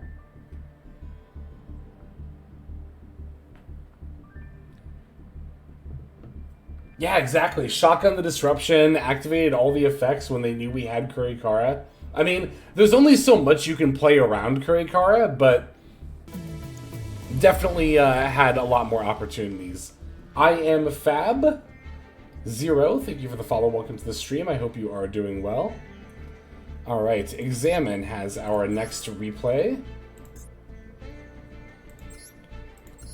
I love grind games. And we are on Adventure Plunder. Opponent is just Muscle. Let's see what deck they're on here. Plunder games can get a little grindy from what I've seen. But especially if we're up against other control deck here, which we are, it's lab.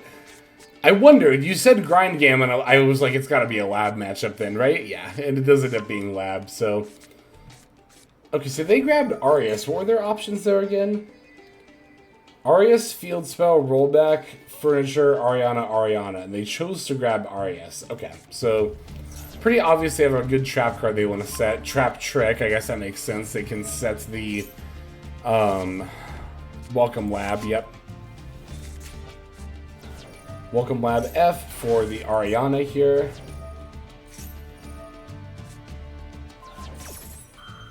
Ooh, Divine Judgment's got a replay as well. Hell yeah, we'll go ahead and check that out after Alex. Alright, Magnum Hut coming down, banishing that Arias, preventing it from coming back as we also Valor the Ariana. Very good sequence of counters to the lab play here. But oof, they have 3 cards to set regardless before passing it back over to us. We do, however, have the Right of our Messire.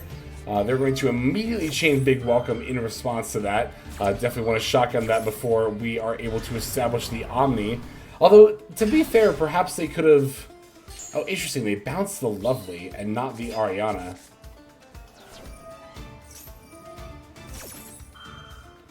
Because I was gonna say they can destroy the Fateful, but it seems that is not what is happening here. I guess it kind of makes sense, though. Kind of. Like, now they have 2 bodies on the board instead of just 1. And they could potentially get the destroy a card effect later, but... This lets us establish the Griffin Rider and the Equip spell. Okay, Dogmatica Punishment on the token.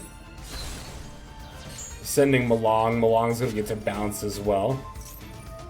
And now we're going to do the pop. I don't know, we could have done that sooner though, right? But again, we wouldn't have Ariana on the field. Maybe that matters, maybe it doesn't, who knows. They actually decided to pop a card from hand, but it was the Truest Swarm. So we get to normal summon Golden Hair, going for the Baron de Fleur. Trap Trick going here for the Karma Cannon. However, we can definitely use the... oh no, we don't use the Omni. Interesting.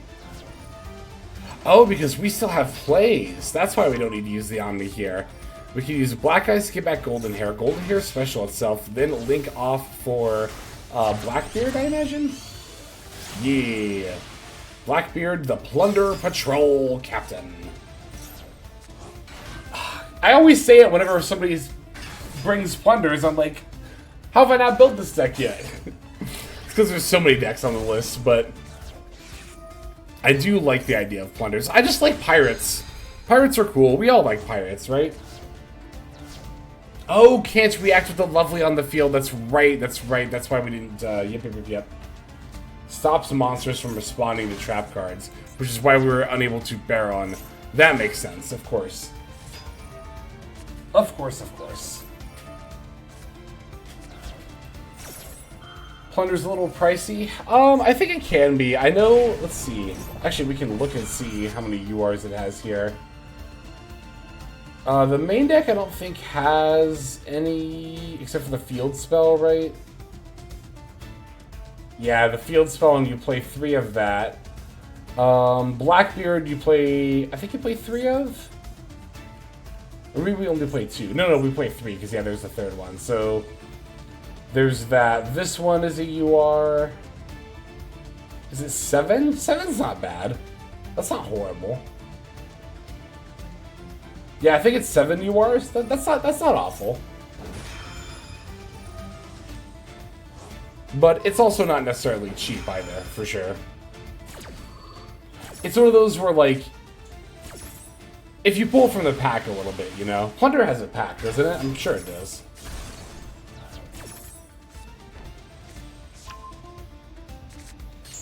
Engine itself is 3 Blackbeard, 1 Yord, maybe 2, 3 yards. 7 URs. Another Malong for the bounce. Got the Stovey coming back as well.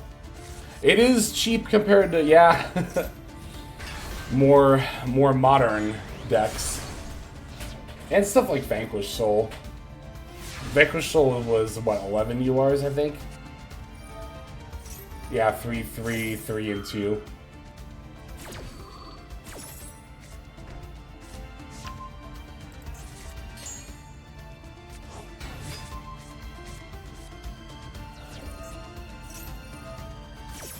I mean, there are rogue decks that are certainly more expensive than 7.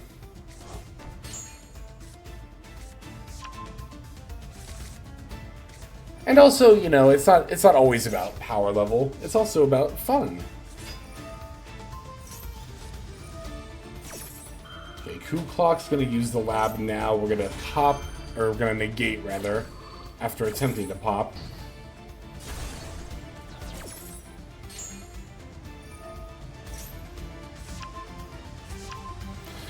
I mean, to be fair though, this is why I have a hard time, like, sometimes when people ask me, like, hey, is it worth it to craft this deck? You play Yu-Gi-Oh! To have fun, gross. When people say, like, hey, is it worth it to craft this deck? I always have trouble answering that because, like, that definitely changes person to person, right? Like, if you think you're going to have a lot of fun with the deck, even if it's, like, a lower power level, then, yeah, it's worth crafting, but, like, again, it's pretty, like, arbitrary. Like, for example, Vanquish Soul. Well, I don't know. Vanquish Soul is definitely, I think, better than a rogue deck. But it is noticeably slipping off in popularity. Like, I don't even know if how much longer I can call it a tier 2 deck, right? Like, Vanquish Soul is probably just a tier 3 deck at this point. But you know, I didn't necessarily build it because I thought, like, it's super well poised in the meta and is, like, secretly tier 1. It's like, I just thought it looked fun. I've always thought it looked fun and wanted to try it out, so. But I'm trying to think of another rogue deck that I've built. Like, that might be a better example.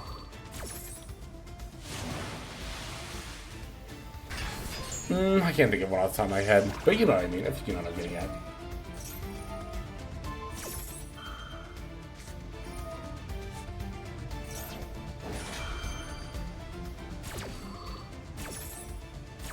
Oh yeah, it would be more URs if you wanted to play like the runic version. That makes sense. Okay, so we're going to Ariana. We have the Plunder Patrol ship to banish. These ships are so ridiculous. For a discard, you get to banish and then also search. It's so good. I was waiting for someone to say hero. Yeah, that's the big one. Hero's been in the same upper rogue slot for like the entirety of its lifetime on Master Duel, and is very, very much the most one of the most expensive. I believe it's like 15 to. Well, it's definitely more than that now. Actually, it's probably closer to 20 URs, right? That you need. It's a lot. It's like a ridiculous amount, but yeah, that was an extremely good grind game with Plunders managing to outgrind the lab. Which is known for its controlly grindy game. So, very, very well played and examined. Thank you for sharing. Alright, we have Alnix replay up next here. 23, good God. Well, because I was going to be like, oh, isn't it like 17? But then I was like, no, it was 17, like, back when I made an alt account for Heroes. Like, and there's been more support in the meantime, so. Latest replay in the WCS will say Baguska is a fun and helpful plan B, is what Almec says. And we have a Valmonica game here. 23 with the new support, Jesus. Yeah, I think, I'm pretty sure that's more than Monadium, but I actually don't know Monadium off the top of my head, the UR count. Okay, leading with the field. So, ooh, we have a Royal Celatris Val. How do you pronounce this? Celatris? Yeah, Celatris Valmonica. Getting to place the Pend Scale here. Summoning the Demono and going for Baguska. Baguska.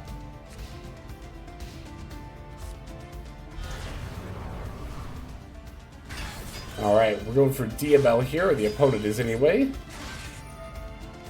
Snake Eye Fire King. Okay, they have the Ash Blossom for the Sea. About a quarter century Seltris? Hell yeah. This is one of those decks where, like, I don't know.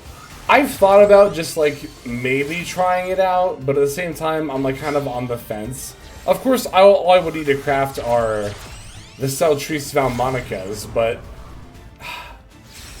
I'm just not, like, super excited about thinking about playing this deck, as I am other decks, so I'm still on the fence about it. But I did pull, the other day, a Royal of this card. So I was like, okay. That might entice me to play it a little bit more. It does look like a cool deck, that is for sure.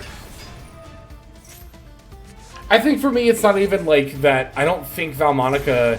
It's not that I don't think the deck looks interesting, because it definitely does. But you know, I think about it logistically of like, there's so many other decks I want to play and other decks I need to play for the channel. It's like, even if I spend the UR for the Seltrises, like how often will the deck get used? But that is not to throw any shade at Valmonica. It's actually been topping a lot of tournaments. Like, if you look at Master Duel meta, in the first week of this pack alone, this deck topped 3 different tournaments, which is pretty... I think it's a lot better than a lot of people expected it to do.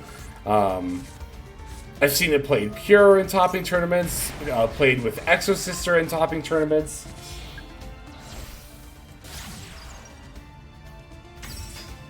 It's only because of the hype? Okay, so just because a deck is, like, new and people are playing it doesn't arbitrarily inflate its power level, right? So, like, yeah, it might see more representation, but that still means that Valmonica as a deck is capable of topping tournaments and doing well. I really don't like dismissing, like, it's just overhyped, that's the only reason it's doing well. It's like, again, the deck still has to have the power level to keep up with the rest of the meta. And I think this is exactly what I mean when I say there are so many decks out there that can do well, that can top tournaments, that can reach Master 1, and the only reason that they're not doing so is because people don't play them. I just find it really disingenuous that people will dismiss decks for not topping tournaments, but then when a deck that person thinks should not typically be topping tournaments does, and does it consistently, they're like, nah, it's just a fluke.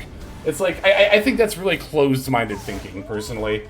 I think this is exactly what I mean when I say, like, there's so much disrespect for rogue decks in Yu-Gi-Oh! As compared to Magic, where, you know, Magic players in Modern will regularly acknowledge and prepare for the top, like, 20 to 25 decks, but a lot of time with Yu-Gi-Oh! Players, it's like, oh, if it's not, like, Fire King, Snake Eye, or Horus Stun, like, it's not even worth considering. It's like, I don't know, it's just very closed-minded mentality, in my opinion. But that was a very, very good game with Valmonica. Very good showcasing of it right there. Showing how we did, in fact, beat the best deck of the format of Fire King Snake Eye. So, good stuff. Baguska. And it's funny because a lot of people be like, oh, all this deck does is make Baguska on turn 1. But we made Baguska on turn 1 and won. So, it looks like it's good enough. Alright, thank you very much for that submission. Alright, we have Divine Judgment next, and then Lazy Tyler afterward. Horus Stun is like, it's one of the, I brought that up because it's one of the more, like, talked about decks. I don't think it's top tier, I think it's a rogue deck, but, that's actually another example of, like, you know, this deck isn't tiered, but people will still respect it, because they find it, well, they'll respect it enough to acknowledge it as a matchup that comes up and one that should be considered because it's a deck they don't like playing against. But again, if it's a deck, I don't know. Anyway, you get what I'm saying. Alright. Let's see, we got 640, 888, 5, boom, boom. Alright, wait. Divine Judgment, let's see. Did I type that down correctly? 640-888-536. I do not know. Yeah, I think you might have. I don't know if you're still here in chat, but you might need to resubmit your player ID because that does not seem to be going through here. We'll check out Tyler's in the meantime, and then if we hear from Divine Judgment, we can come back to yours. McLovin. 1 sec. Okay, cool. Yeah, we'll check out your replay after Tyler's here. All right, we got one replay, so we'll watch that here against Gao. Looks like we are going to be on Labyrinth.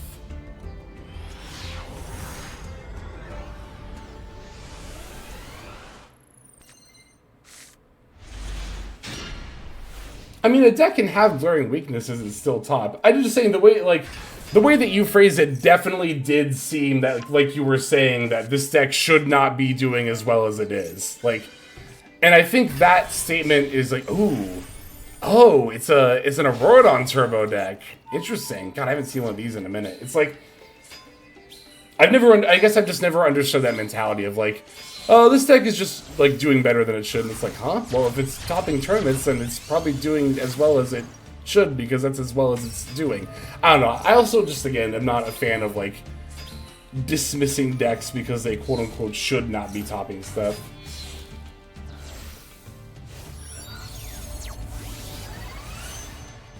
Alright, so they're going for the Excel Synchron line here. So they're not on the Yang Zing package, which I think results in a slightly weaker board.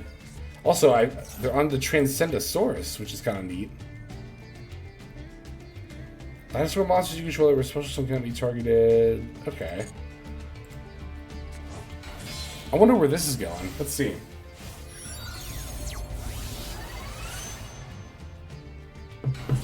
Going for that Cupid pitch, and then decreasing and sinking for 12 again.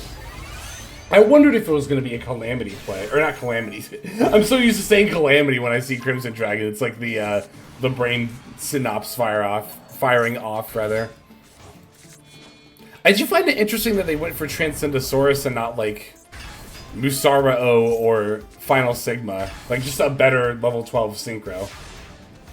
They also, if they're not going to Calamity lock, which I guess this could be, I didn't see the date, maybe Calamity was still legal. It was! Okay, this is a replay where Calamity was still legal. I was going to say, if you have Blazer, you should just go for that, but... I mean, we've talked about this before, actually, because I think last stream somebody submitted a replay with Calamity, and one thing that I pointed out was that Calamity does not have a 100% win rate upon being played. It's 84, meaning that 16% of the time you can play through it. And I think I even cited Lab being able to just set a bunch of cards and pass as being one of the better examples of a deck that can play through a Calamity lock.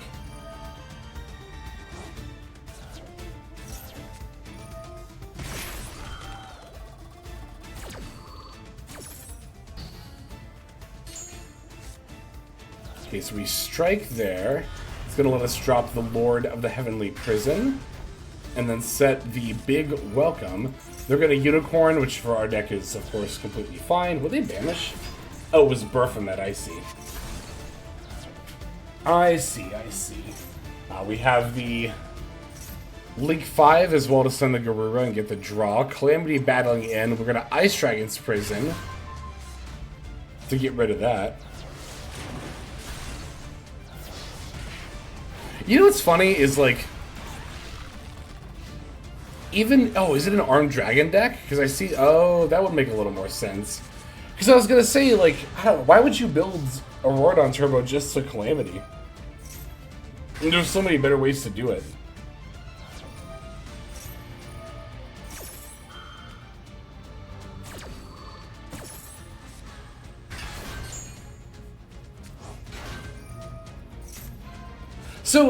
So I will say, Brickstacker, that like, I think you have identified in the latter half of that sentence, like, that yes, like, playing against your one friend on one variant of the deck is not equitable data to multiple tournament tops, right? And I think that's I think that's a mistake that's not just a Yu-Gi-Oh thing, that's like a TCG thing in general. It's really easy to be like, to take only your own personal experience as the only data where that forms what you think of the meta. But you really need to be looking at like a series of games, right? Oh my god, and we have a raid from Callie. Callie Effect with a party of 61. Let me turn off follower only chat so we can greet our raiders. What's going on? Wait a second. It's the damage steppers! It's the damage steppers! What's up, Callie and damage steppers? I hope you are all doing well. We're watching a few replays here before we head back on to Ranked Ladder. We're checking out Lab. McLovin down to a measly 100 life points here against Auroradon Calamity Lock. Hey, Callie, thank you again for the raid. Thanks for coming by. Hope you had a good stream. For those who are unfamiliar, Callie makes lots of really good content. But notably, if you want to follow, let me give you a shout out real quick.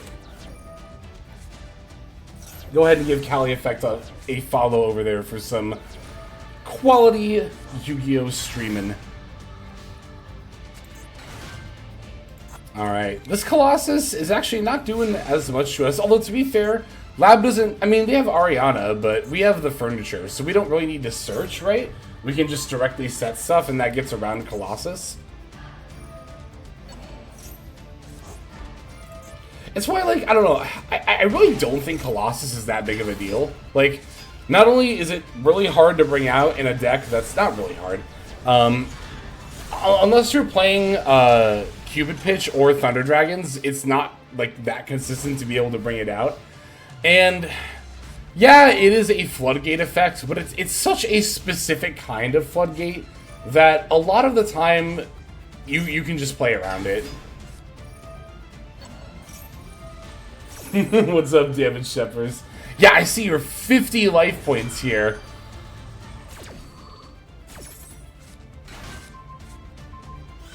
Start packing sparks. If we ever get into a Dinomorphia meta. Oh, and then we can Ice Dragon's Prison, get back their Unicorn, bring back our Ariana. They're down to nothing here, and we've got a full board with not one, but 2 Karma Cannons set. Got that Coup Clock as well as the Royal Prosp, looking very nice, but we don't even need to activate it. We're just going to swing in, and that is the end of our opponent. BM because he Calamity locked. Yeah, so for those who joined in the middle of the raid, not only was that Lab beating Auroradon combo line, but their Auroradon combo line ended in a Calamity lock. So this was a pre-banless game, of course, because Calamity was banned. But yeah, no, that is some good stuff. And we saw the one armed dragon, so I think it was actually an armed dragon deck, which makes sense because as much as this kind of sucks, Auroradon lines are kind of the best thing that armed dragon has to be doing. So thank you for that replay submission. Man had Tomahawk into Calamity lock. But it's funny because I was thinking too, like, you can do better things than Calamity Lock, like with the Tomahawk line. I think anyway. I think ending on a bunch of negates is better than Calamity Locking sometimes. But okay, let me grab that one from here. We go, Divine Judgment.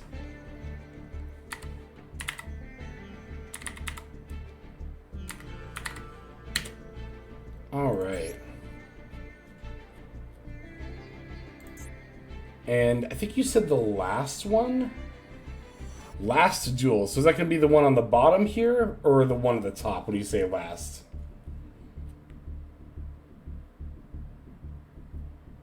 This one, maybe? Top, okay.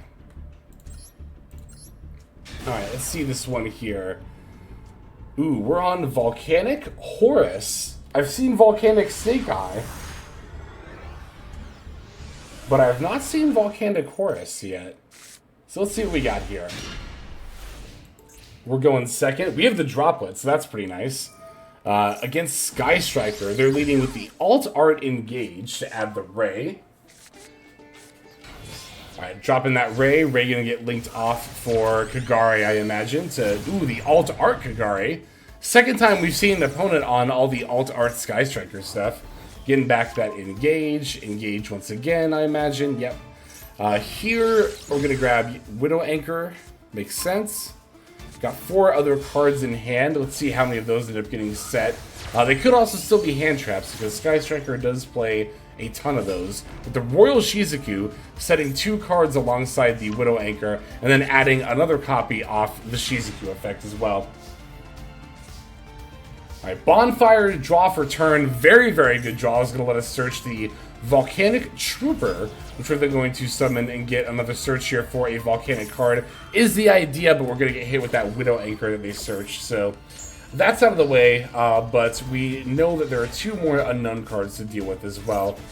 Ash Blossom on the Imseti, not ideal, but we did get that Volcanic Rimfire into the graveyard, which means that I believe we get to activate the effect here, yep, even if it's sent off of Imseti. Alright, here's the Blaze Accelerator. F going to try to do that on the Shizuku, but they have a Royal Linkage that they're shading here. Wow. Linkage F going for the Alt Art Kagari again. This person is quite the Sky Striker fan, aren't they? Alright, Kagari F, add back the Engage. That makes a lot of sense. How many spells do they have in the yard right now? 1, 2 so far. Oh, and the Maxi as well. That's brutal.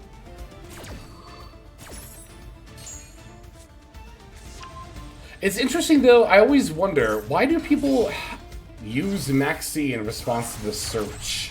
Not the summon. I guess here maybe they wanted to get it out before the Volcanic summoned. Or the Volcanic Blaze Accelerator summoned it, but... Aren't all Sky Striker fans. Alright, we are not caring about this Max C. We're just going to play right through it, which might mean we have a plan to get to lethal, or at the very least we're going for the Little Knight here. Like Disney moms, they all go all in. True, true. For the Spiritual Fire Art. Okay, here's the Volcanic Emperor.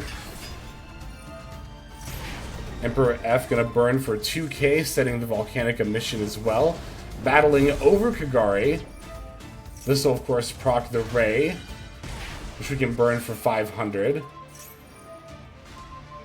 They chose to Imperm on the Little Knight in response to the attack. I guess it did save their Ray, if that's what they were trying to do here. Actually, it looks like it was. Alright, setting 2 and then passing, getting our stuff back. But we have the Spiritual Fire Art, which is lethal here. And yeah, Call by on Emperor is not going to fix that. We can even use the Volcanic Emission in response. They're going to chain Droplet, send the Rose, but that doesn't do anything either.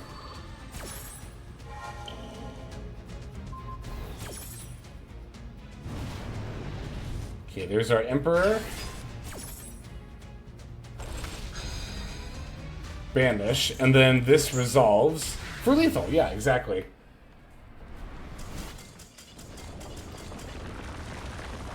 That was good. That was good.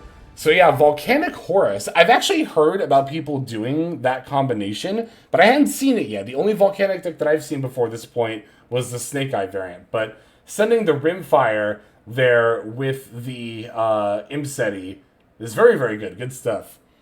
Thank you for that submission. Divine Judgment. All right. That's going to do it for our replays here at the intermission. So let's pop on back over to Ranked Ladder. And I think I want to switch decks. Not to Mathmech, I'm just taking a sip of water. I want to play Fire King Snake Eye because I have recently crafted the old Garunix, so that way we can play the Ulcanix package. Good afternoon, Joey. Hope you are doing well.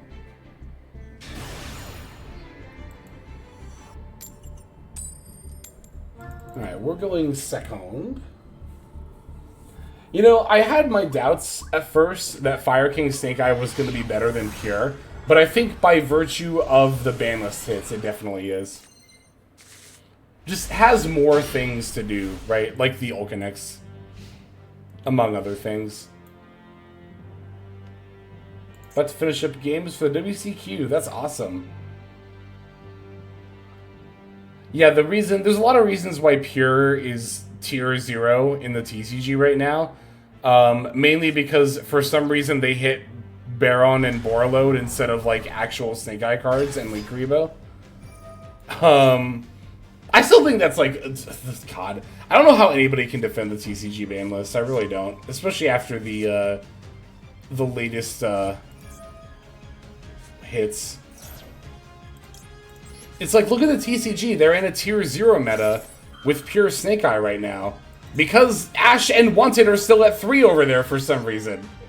But here in Master Duel, the format is incredibly diverse.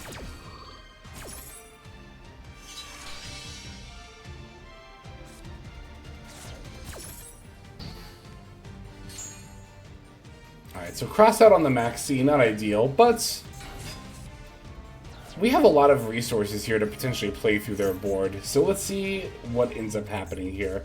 They led with Diva. Oh, interesting. They added Jet Synchron? Really? Oh, because you're going to Bonfire for Poplar. I see. Ban Ash Blossom.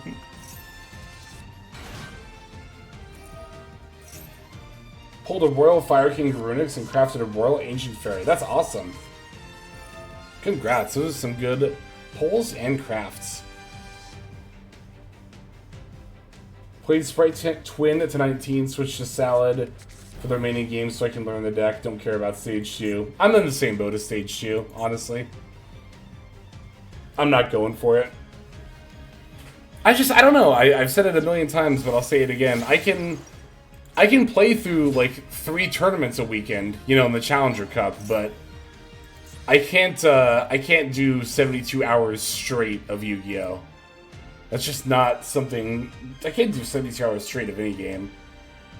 I just know that if I tried to do it, I would just come out on the other side never wanting to play Yu-Gi-Oh! Again. And it's like, I like this game too much to tank my interest in it over that, you know? Stage 2 is for the freeze. Oh my god, another raid! Eclipse raid, what's up? Welcome, Raiders! We are actually on our first game of this stream with Fire King, including the Ulcanix package. By the way, for those of you who do not know me, I should have said this during the Cali raid, my name is Hexlex. I'm a Master Duel player who is not too shabby, if I do say so myself. I played in all 13 of the North America Challenger Cups. I made top 8 in 5 of them. I was 1 win away, so I bubbled in 4 of them, and then I just dropped in the other 4. But on top of that, I've topped other tournaments like MCSs, and generally just go for high ranks every season. Right now, we are playing some Fire King Snake Eye, trying out the Ulcanix package, because I only just crafted the old Garunix yesterday. So, yeah, haven't tried this. But I was actually playing Ulcanix and Old Garunix in Fire King Tri-Brigade, which was a lot of fun. If you would like to see gameplay of that deck, you can pop on over to my YouTube channel, where just earlier today I posted a deck profile of Fire King Tri-Brigade. I do post daily over on the YouTubes as well, if you're interested. But thank you, Eclipse. And thank you to Callie as well, which was just 13 minutes ago, too. Wow, back-to-back raids. Thank you so much, friends. I super appreciate it. Now, unfortunately, because I don't think it's going to let me shout out another person so soon, but I will attempt to shout out Eclipse all the same. Oh, no, it did. Okay, good. It let me shout out Eclipse. So, hell yeah. For those of you who have not followed Eclipse yet, somehow, she is an extremely good Master Duel player as well. Highly, highly recommend. Does a lot of really cool, just cool content in general. But looking at TCG events and all that fun stuff, as well as having her own card in another card game, which I think is sick. Also, thank you so much to everyone who's following. Vesper, Bullet, Madness, Chronos, Sick Payload. I appreciate you following each and every one of you. All right, We drew Old Garudik's Return, which was probably the literal worst card we could have drawn. Because we have the Ulcanix in hand, so that is not ideal. This only summons from deck. That said, what are we looking at here? They have a Baron, they have an IP. Okay, I'm going to lead with Bonfire. Let's see what they do here. They have Ash Blossom. Okay, good. This is not looking super great for us, but I do have an idea. Let me activate Sanctuary.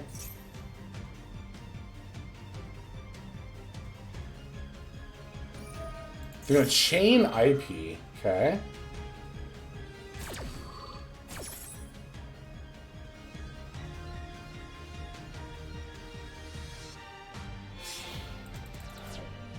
They unhit 2 Floodgate monsters. It's fine. Protoss and Colossus don't do anything. I don't know. I kind of don't understand complaining. Like yeah, of course, Protoss and Colossus are like technically Floodgates, but they're so narrow and specific in terms of what decks they can be played in and how they Floodgate. Right? It's like I don't know. I think they're fine. I honestly think they're completely fine. Okay, so I think I'm just gonna normal summon Ulcanix. Has they used the Baron Omni Negate? They have not yet. Okay, let's see if we can proc that.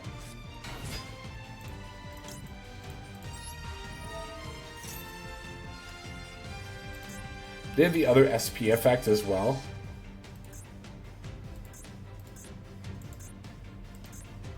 Okay. But yes, thank you again to both Eclipse and Kali Effect, and thank you Raiders who are sticking around, hanging out, vibing, lounging, as we play some Yu-Gi-Oh! Master Duel. Okay, they're summoning the Flamberge here, which is like fine. It only summons Poplar.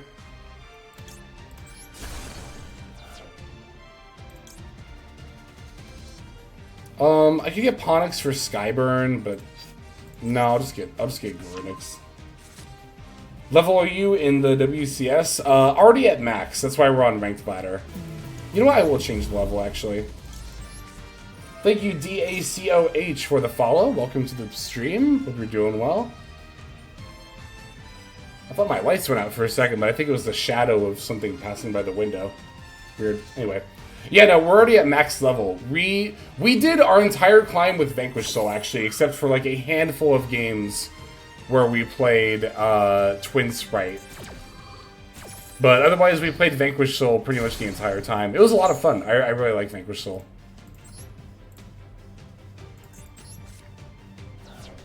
Yeah, VS is sick. Had a lot of fun playing VS. Branded Links, thank you for the follow. Welcome to the stream. I hope you are doing well.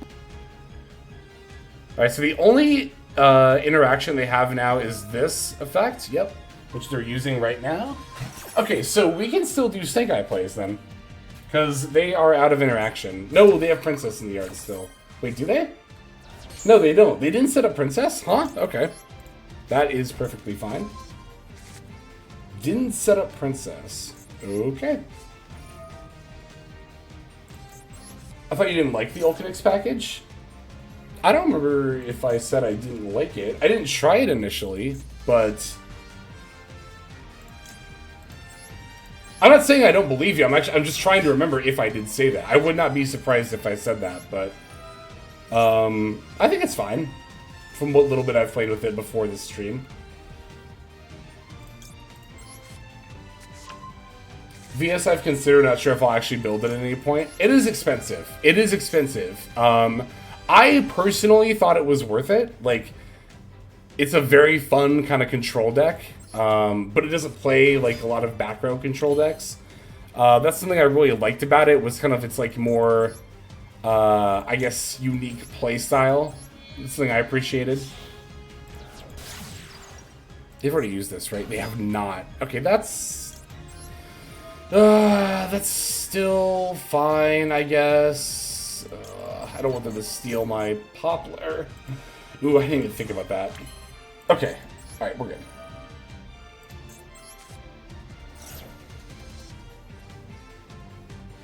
Should I go straight for Flamberge, or should I summon Oak first? They don't have any interaction left, right? So we can summon Oak first.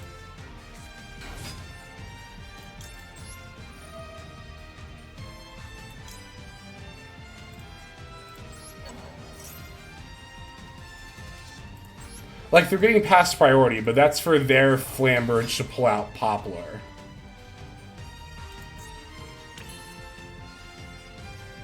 Yeah, we should just be able to win here. What fires do they have that I can take? Oh, they have a Flamberge in there. So, like... I could Hita. I could even just do that later. Like, let's just summon our own Flamberge for now. If we summon a Flamberge from them, I'm not sending it to the graveyard. That's for sure.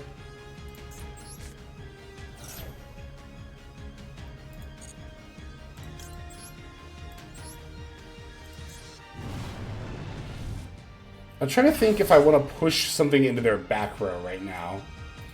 Like, if I push back their Flamberge, they'll chain and push up their Poplar.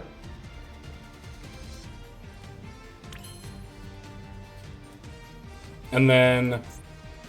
like, that's fine. What's in here? It's Linkribo, right?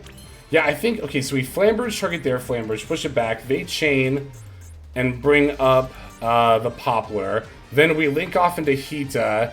Hita take their Flamberge, yeah. They've already used Temple, so they can't just push their Flamberge back up.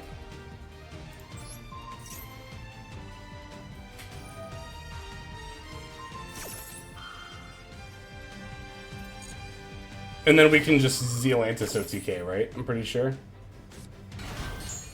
Actually, I don't even know if I bring back their Flamberge with Hita. Like, I definitely get one of their fires, but I think I actually just want to link...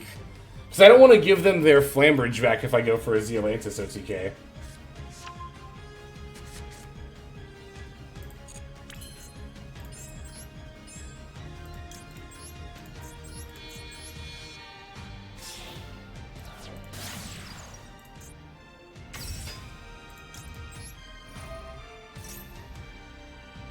Hopefully they didn't draw... oh no, this is Subversion. We know what this is.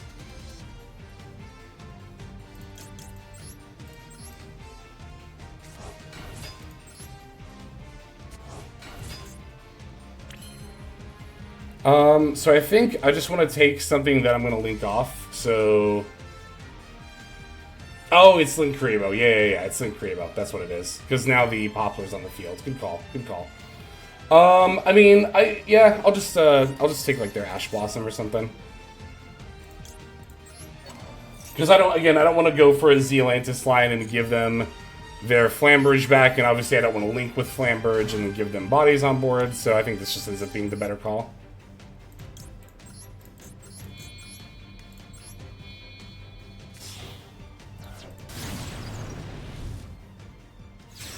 I could bring back my Flamberge with Princess, which I believe I will do. I could also bring back this. Actually, wouldn't this be better? Because then I can just pop Kieran. Yeah. I always forget this is whenever it's special summoned, because this card is fucking broken. It's not even when it's popped by its own effect. God almighty, that's ridiculous. I don't even think I have to Zealantis here. I think I can just, like, win the old-fashioned way.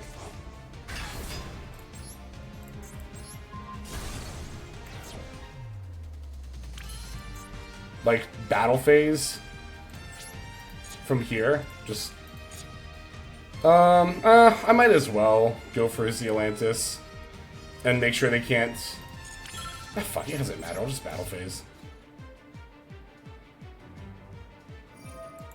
It takes so much more time to do it the other way, and Linkribo is their only interaction here.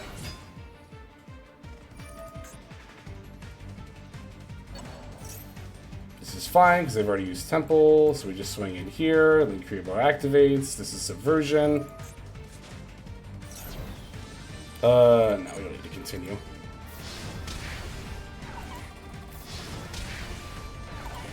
Alright. Boom! Look at that. That was us playing through the mirror, having their turn 1. We opened Maxi as our only hand trap, which they immediately Ash Blossomed. So, effectively had 0 hand traps against their opening board, and we were able to come back. But they also didn't set up Princess in the yard. But all in all, I think a pretty good first game on stream with this deck. What do you think about Cash Snake Eye? We were talking about like pure, or I guess Cash Snake Eye, whatever you want to call it, pure / Cash Snake Eye versus Fire King Snake Eye, and I think that pure / Cash Snake Eye is almost assuredly underrepresented right now because of Fire King being the new thing, right? And also,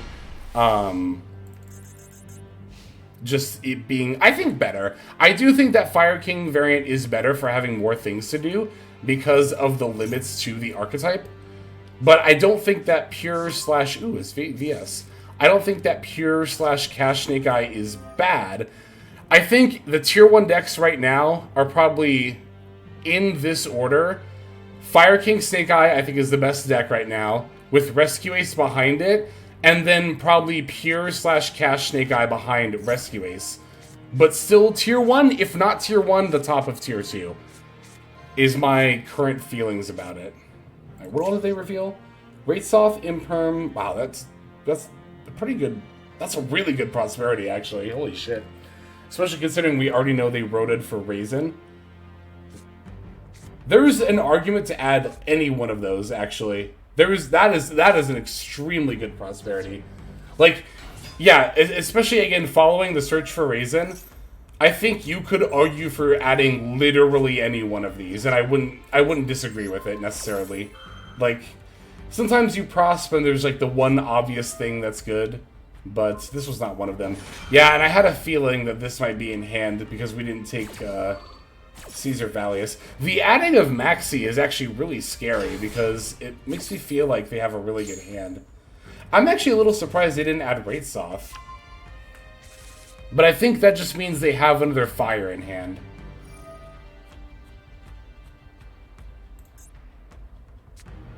What's up, Golden Turns? Welcome. Hope you are doing well. Okay, they revealed C and Raisin for the burn. That lets them proc Zhao. So they must have another fire, right? Otherwise, you would definitely have grabbed Ratesoft. And then Fenrir for... That might have even still been right, but... Maybe they have like an Ash Blossom? It's Kurikara, okay. So, Kurikara, Maxi, Raisin, Snow Devil, 1 unknown. There's 1 unknown card, alright.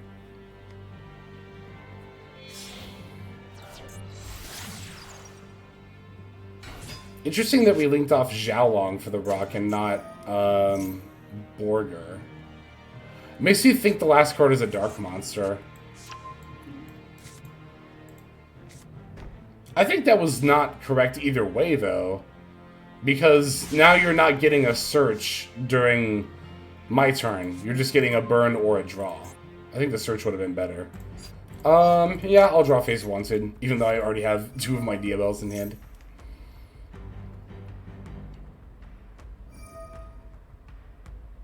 Okay, so yeah, Magnum Hut's their last card. So their last card was a Dark Monster. That is the nice thing about playing against VS, is that it's actually not hard to deduce their hand, especially once you've played VS. It becomes easier. Oh, now they have an unknown card, but...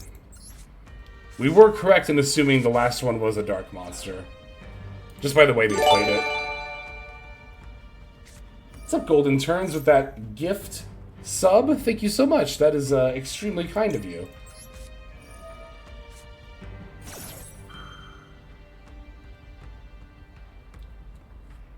Need to get better at reading VS hands. I usually, sometimes I do this on the stream. They chained their Maxi to mine. Weird.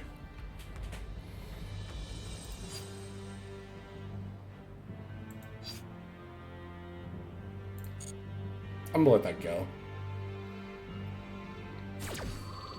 I usually write it down, honestly. Like, I usually just have like a physical notebook that's like right by my desk. It's actually right over here. I have it right over here. But especially if it's like a tournament game, or if I really, really need to remember because I think it's going to be a grindy game, I'll do that.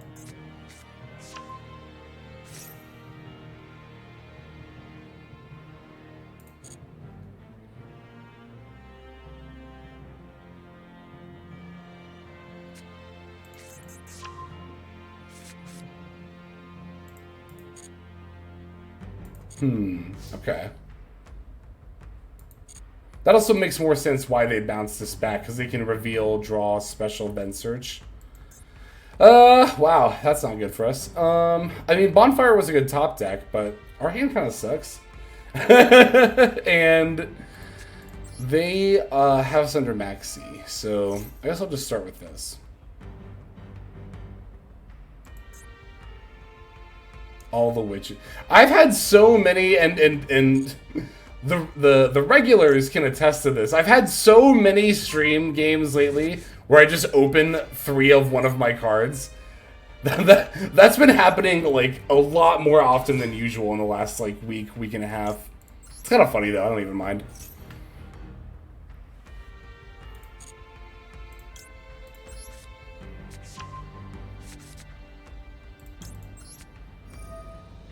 Not the best outlook, but let's see what we can do here.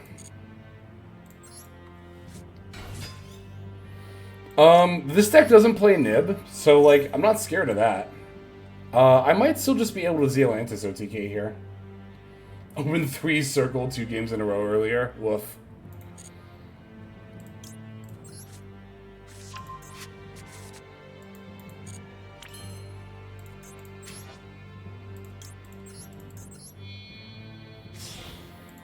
Yeah, that's actually, yeah, I don't really mind them resolving Maxi even that much because, again, deck does not play Nibiru.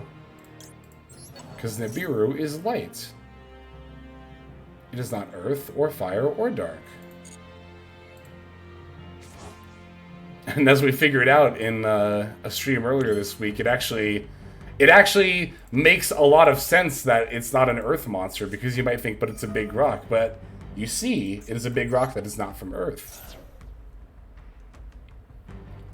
Therefore, no Earth attribute.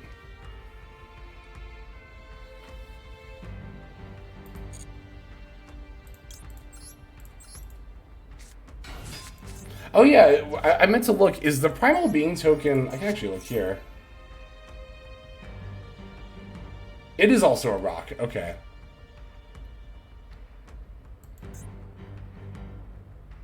That kind of, you would think the Primal Being token would be like a fiend or something, but I think this might even be fine. What else am I going to use Call By on?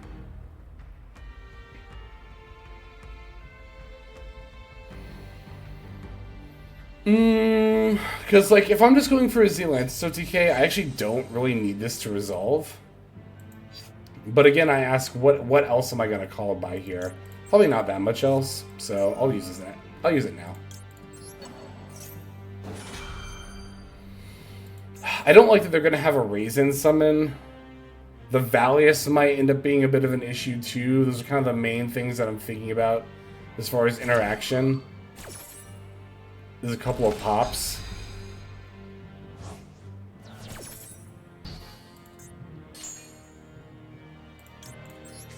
That's kind of why I want to set up Fire King stuff, too.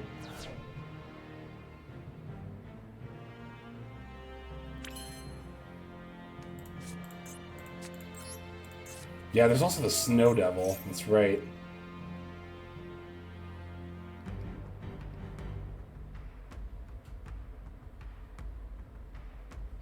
Yes.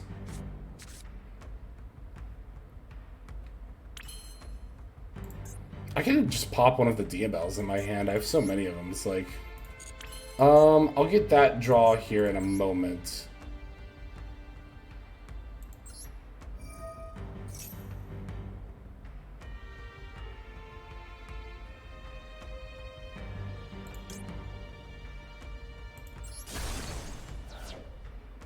Oh, but it's not a fire monster. Ah!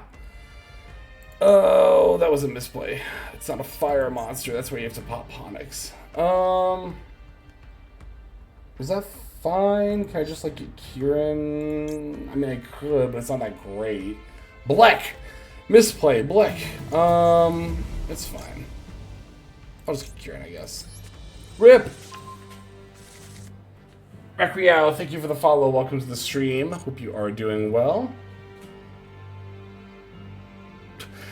I'm really good at that. I'm really good at asking, like, is there a reason not to do this? And then doing the thing, and then immediately being like, oh yeah, there is a reason not to do that. Okay, they're just gonna Snow Devil now anyway. That's fine. Wait, actually, isn't that completely fine? Because I can chain Kieran, special, and then I'll get the Kieran pop F, summon back the Ponix, have another body.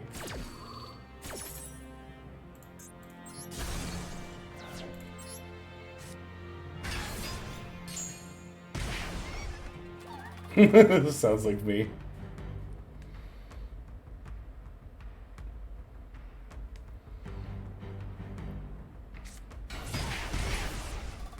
Yeah, that makes sense.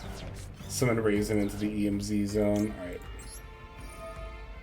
Oh yeah, I have Max C up. I forgot about that. I actually like that Raisin is coming down now, though, because it means I can put stuff over here. There's still Valius to play around, but... yeah, there's Valius right now. I can't believe they haven't drawn it yet.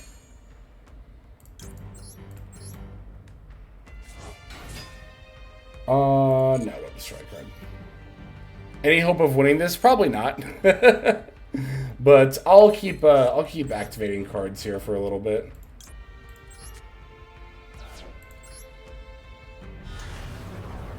We already went through our Snake Eyes. Well, we still have Oak. Do we have... no. Okay. Shit. No. That's right. We actually don't even have a target for DMO. That's fine. Okay, let me activate Wanted. Just should have done this first, but... we already activated Original Sin anyway, so it's not like we would get to use it here.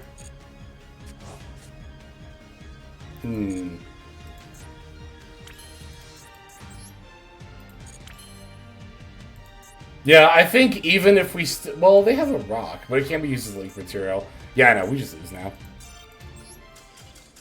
That's not. That's ignoring that they also have a Caesar Valius they can still disrupt us with.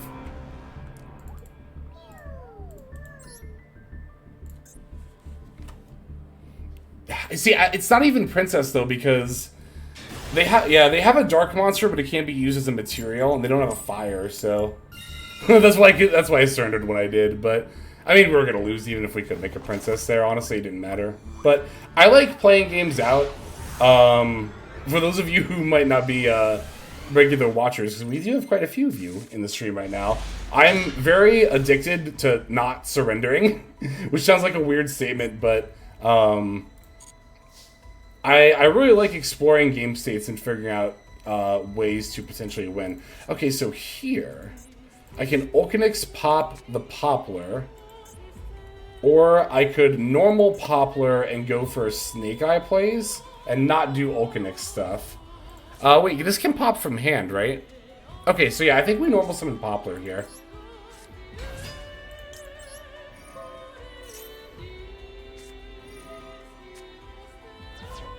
Valor, eh? Unfortunately for you, I have Kieran.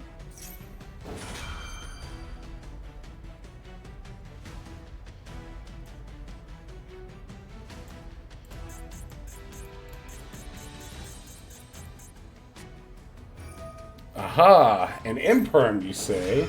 However, I also have Crossout! I'm the greatest player alive!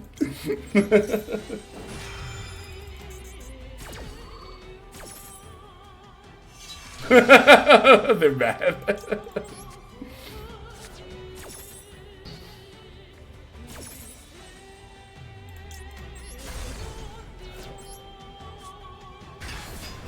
All right. Whee!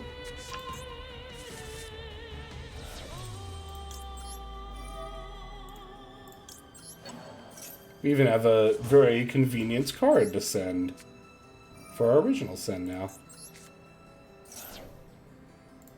Alright, because we still haven't used the special effect.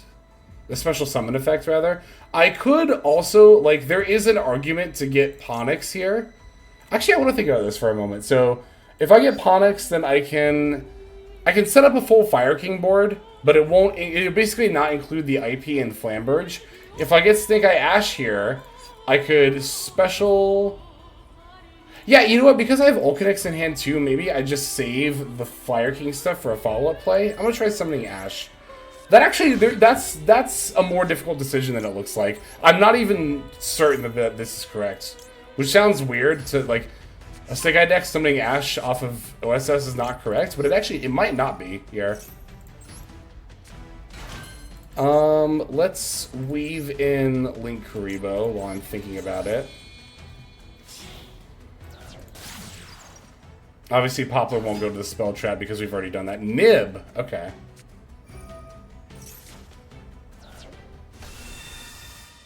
That's fine.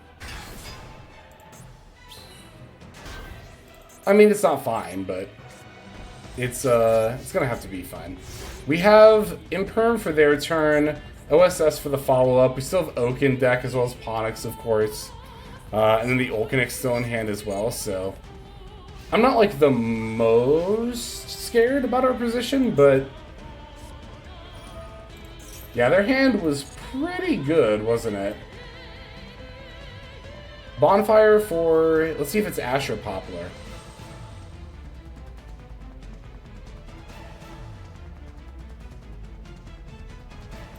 Yeah, sometimes they just open the Nibiru alongside the Valor and Imperm. It's Poplar. Okay, so that tells me it's probably Rescue Ace?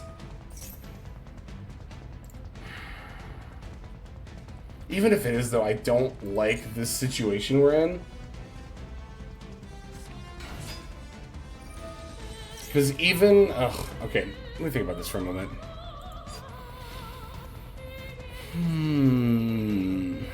They set original, they link off for Link Kuriboh, put in the spell trap.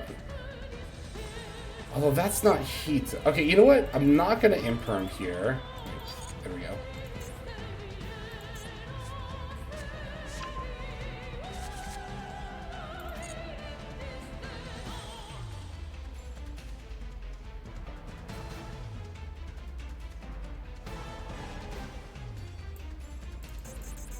Yeah, I have better opportunities to Imperm. Actually, it doesn't really matter how they play it out here. I have a better Imperm than the Poplar. Okay, yeah, so they're gonna go for the Link Kuriboh. Oh, but you know what? They'll still... Oh, you know, I miss... Because even if I Imperm a monster that's fire, it'll still be on the field. That was kind of my main concern, is them not getting to Hita, but... Okay.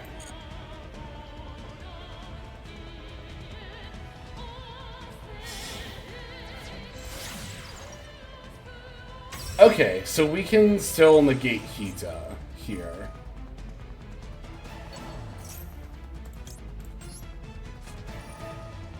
But they still have OSS.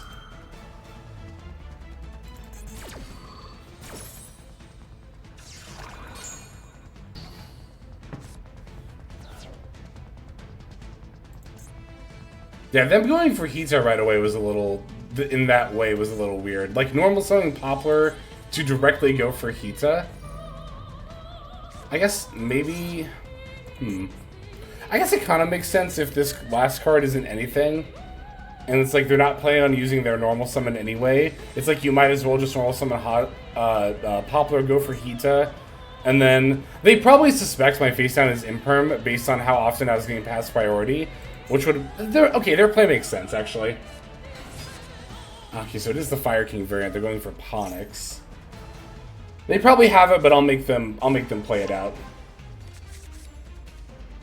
This is what, for those of you who are not regular viewers, this is what I like to call a knowledge check. See, I can see my opponent's lethal, but can they see it? And, again, this is my continued addiction of not surrendering. We have won quite a few games on stream, though. Where they make a play where we go, huh? And then we live and come back.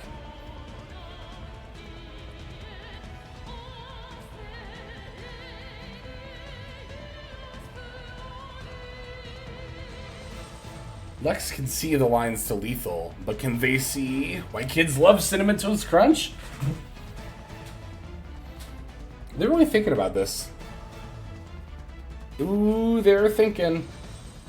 Do you not just do Fire King plays? Yeah, exactly. Pop the Ponix, add Grunix, pop Kieran, summon pop. Yeah, exactly.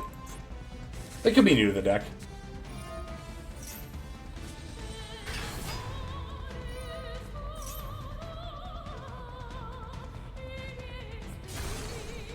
Yep, there's the Kieran F, bring back Ponix, and Hita for Princess. Princess, bring back, I don't know, whatever your strongest fire monster is. I mean, hell, I think they have lethal on board right now. Yeah, they do. Yeah, they're just gonna go in. So that was interesting. I mean, they would have had Nebby either way, but again, there was that decision point where do we OSS for Ashe or Ponix, and I could see a legit argument for Ponix over Ashe. I don't think it would have made a difference there, but actually, would it have? Because I would have Ponix for Sanctuary for Island. No, they would just hold the nib a little bit longer. Maybe they wouldn't have, though, because they did shotgun it kind of early. I mean, I don't know. I say kind of early, but I only had one card left in hand, so was it actually early? Maybe. Who knows? It's debatable.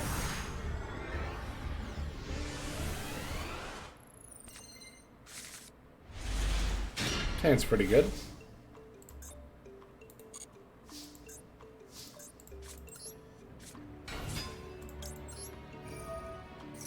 Okay. Good talk.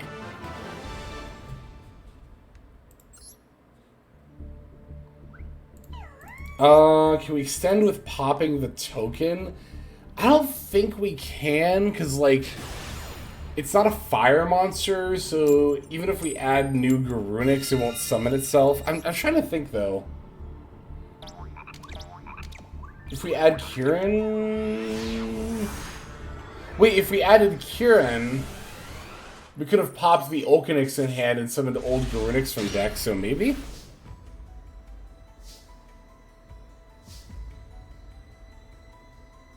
This hand's weird. It's not bad, though. I guess we summon Arvarta and then Original Sin for Ashe. For Poplar. Yeah, let's do it that way.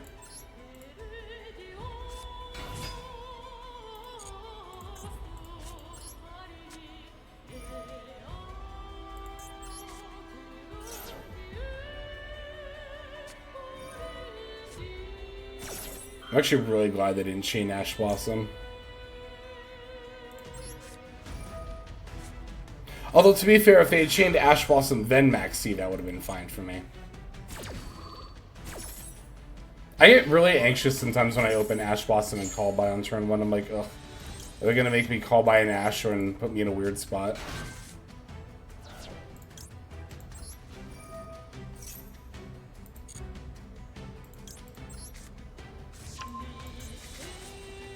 We had a normal summon Arvarta. I wonder if it's worth weaving Kieran at all. I kind of don't think it is. I'd rather just keep it in hand. Especially if we're going for a line like this, which is kind of bare bones because we had to lead with normal and then OSS. Kind of doesn't matter what I place here. It's not like we play Temple, so...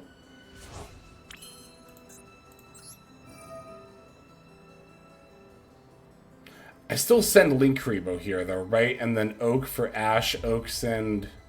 I mean, I could just do the Ashe now and then go for the Oak later. Yeah, we'll just do it this way.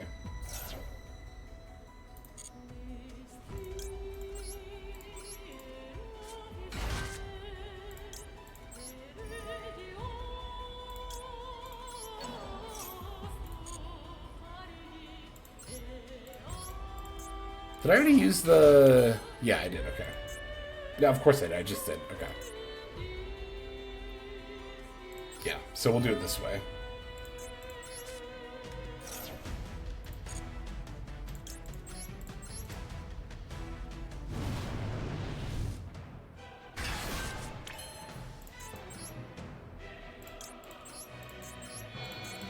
Make IP. Yep. Yep. And then Flamber Jeff. Sure.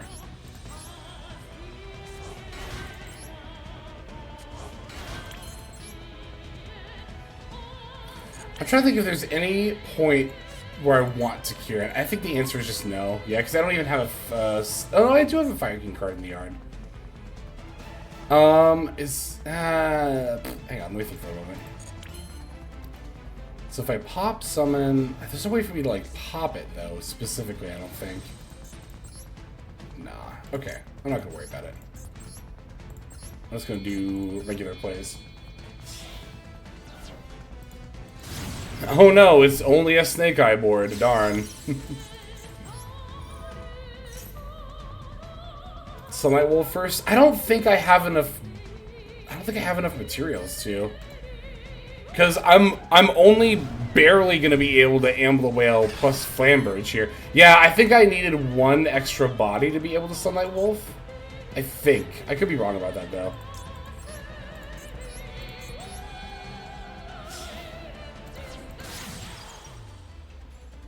Because you don't link climb, you stay at link 2, which would mean you need the extra body, right? I'm pretty sure I'm doing that math right in my head.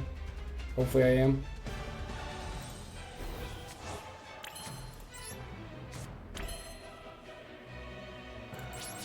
Alright.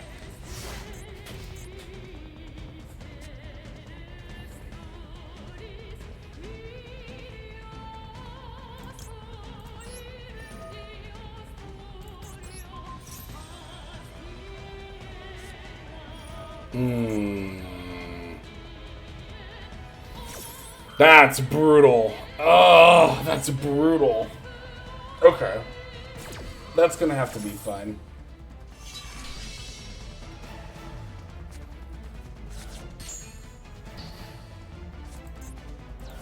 What do you think about Soul Release in the meta? I would never main it in Best of 1.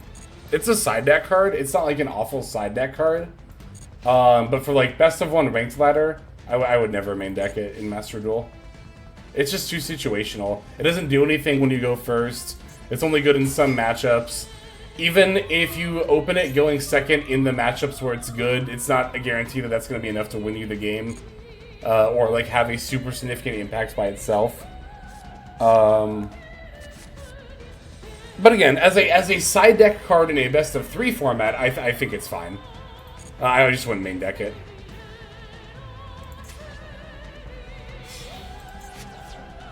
It's like, I think probably the best example I can give for not maining side deck cards in Master Duel, which I don't think is really ever right, is think about Tier 0 format. When Tier Elements were like undisputedly the best deck, some people were maining non-fusion area, and it was still not right to do that. It still just was not good enough. In Ranked Ladder, you're going to encounter such a high variety of decks that, again, even if you do encounter the one where that card is a good matchup, it will only be after, like, you know, so many games where you play matchups where the card doesn't come up. And again, that's not even a guarantee that, like, that'll be enough to win you the game.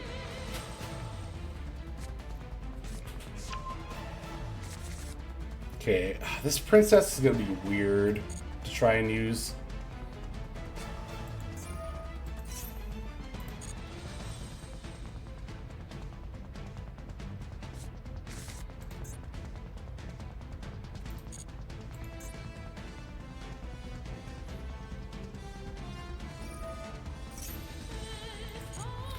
It's not that I don't think there's merit to finding tech like that.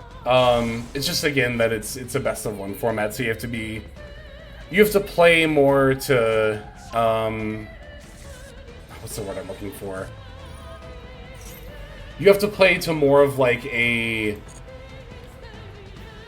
with more of like a generalist mentality. Like, you shouldn't assume, like, you know, words brain. You know what, okay, actually, I think I do want a princess on this Garunix, and then I can call by whatever it sends. And that seems like it might be pretty good here.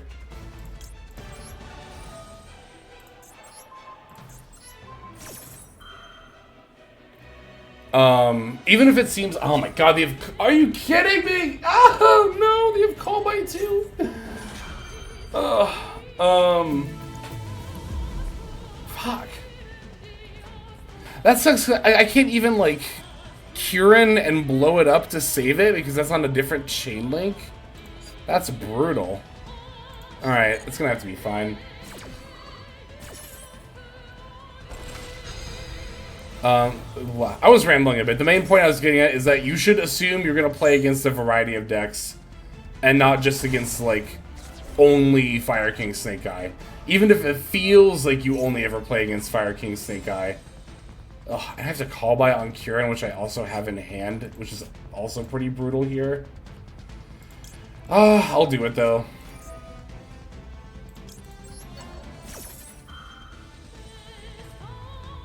I'm not gonna chain it.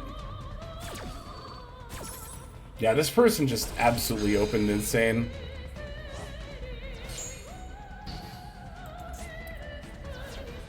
Their hand would have been insane going first or second. Jesus, I'm just realizing that because they had call by and cross out.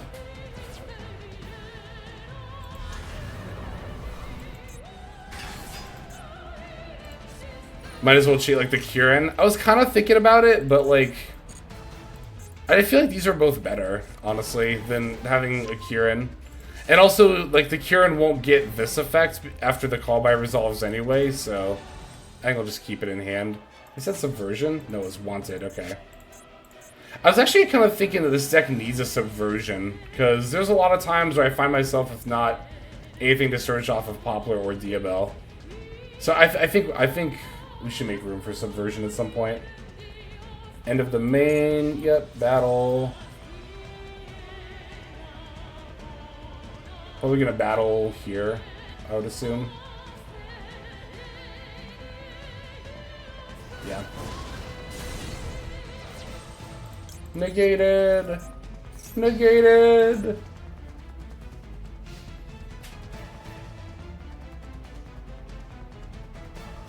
Yeah, Subversion, in addition to being a good search target, is also just a good card. Definitely agreed.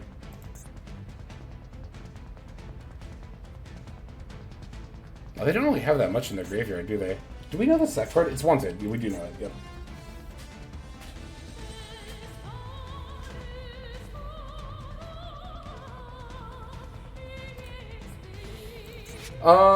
Let's see. We have Subversion. We could go for Ponix and go for Fire King stuff, potentially.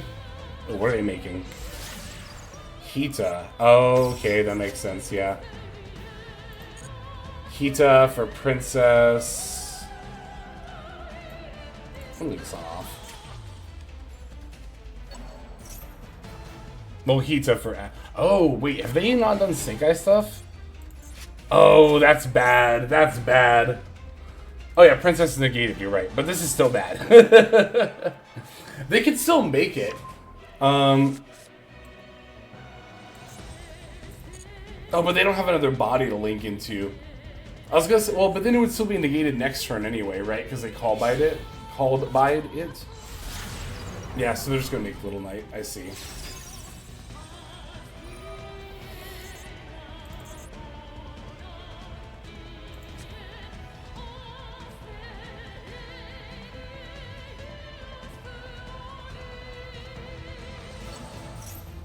Wait, what did they target?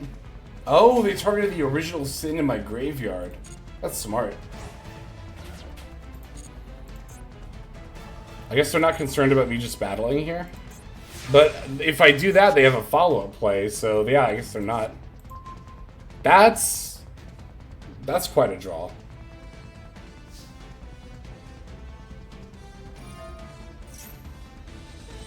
Okay, so I think I need to battle here first still.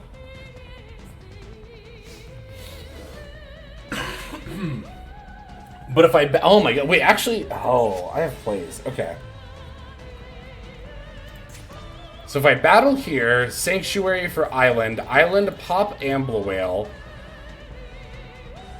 add Garunic. Oh, but I don't have a fire... Oh, I do have Fire King in the yard.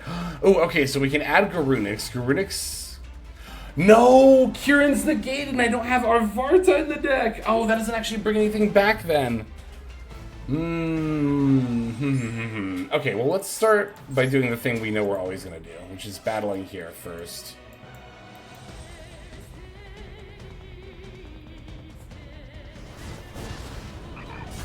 I could add Ponix and get Skyburn? Is that really the best I can do? It might be.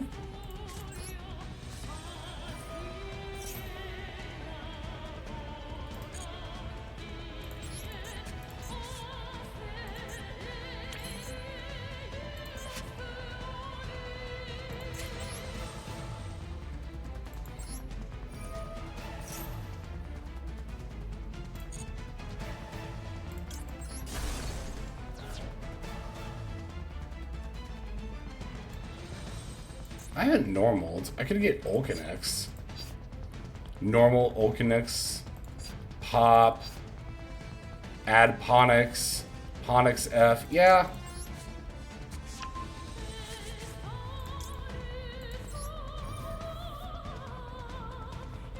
I can bring back their stuff? Oh. I didn't realize I could bring back their stuff. Okay, that actually doesn't really... But it's a link too. Sure. Don't use it though, because then they'll just get it back.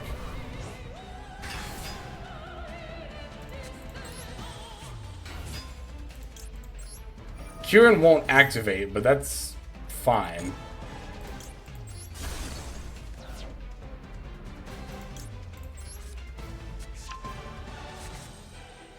No.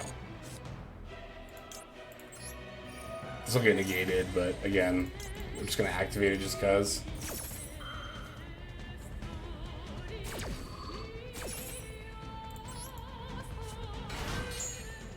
Fizzle.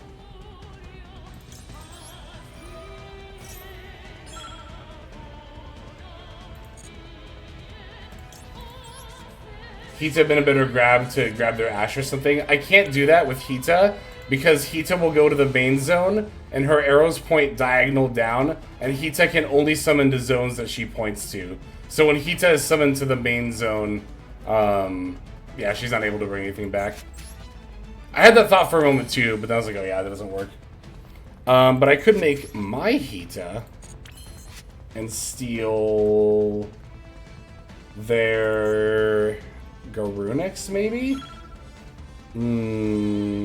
Or I could just keep the stuff up for Skyburn. Oh my god. I think, because if we Skyburn, we can... Oh, but no, Sanctuary's up. Ugh. Fuck it, I'll just pass. Not enough time to think about it. That's a shame. Yeah, okay, so I could have Hita'd. Oh, I could have made Promethean Princess. Just right off the bat with their SP. Wouldn't been able to activate it, but I could still link off into Raging Phoenix. That's probably what I should have done. But then I wouldn't have Skyburn up. It's so difficult here. There's not too much we could... I don't know. We'll see. We'll see what happens here.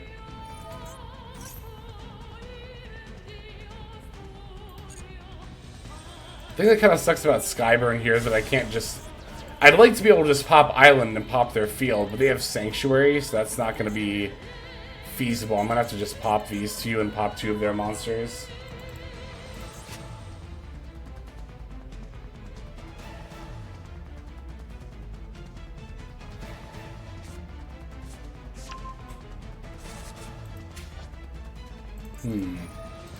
Okay. Yeah, we're never activating this, because then they just get it back.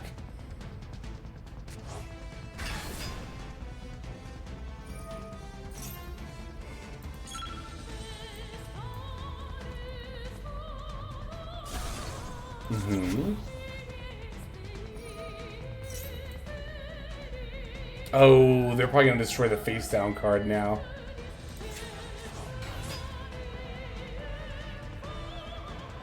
Yep, there it goes. Oh, there it goes. Oh, that sucks. I don't really think we have another way out of this, except to use Little Knight, which would only give them their Little Knight back during the end phase. Which would be pretty not good for us. Yeah, I'm just gonna surrender here. Am I?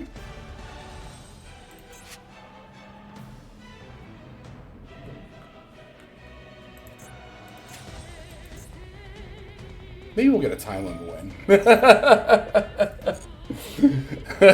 maybe we'll get a time limit win. We do still have Link Karibo. That is true.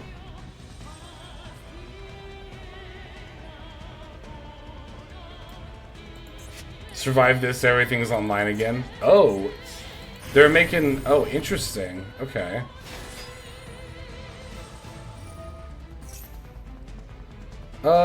Yeah, I'm just gonna let that resolve. Oh, yeah, I can just Skyburn and save my other two things. Ooh, okay, hang on.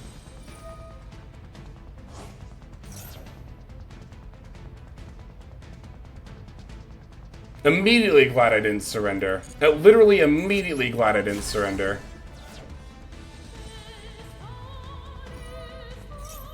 Oh shit, I forgot about that effect!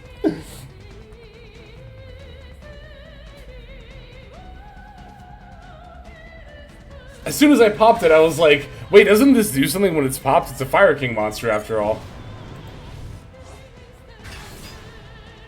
And sure enough. But like, it sucks because you can't really pop the island because of the Sanctuary. I guess I could have popped the face down card or the Sanctuary itself, but that's obviously not impactful. I mean, yeah, I shouldn't have done that because they just get an extra body out of it, but it's like the pop just doesn't really do anything there, I guess. I'm just gonna summon Link Karibo here.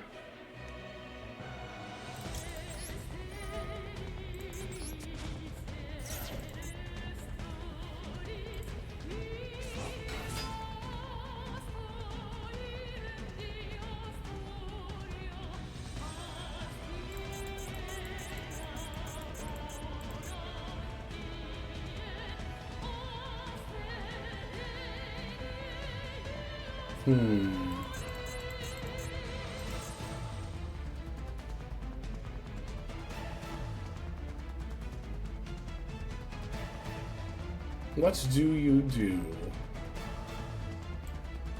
I might get a time limit win here.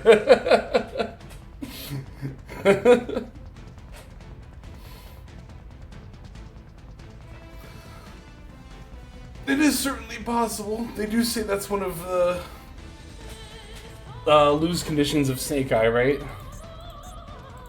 I don't encounter time limit wins against Snake Eye that often, though, to be fair.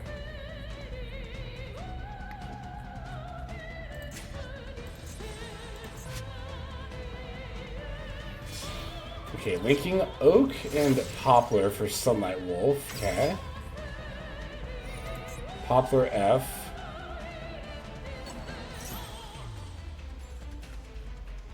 I wonder if they play a second Promethean Princess. Or they haven't even used the first one yet, have they? I don't think they have.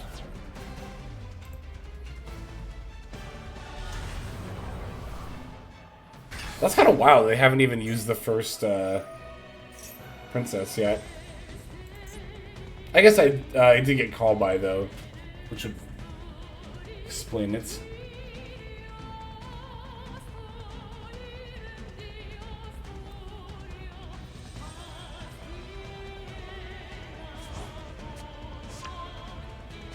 Mm-hmm.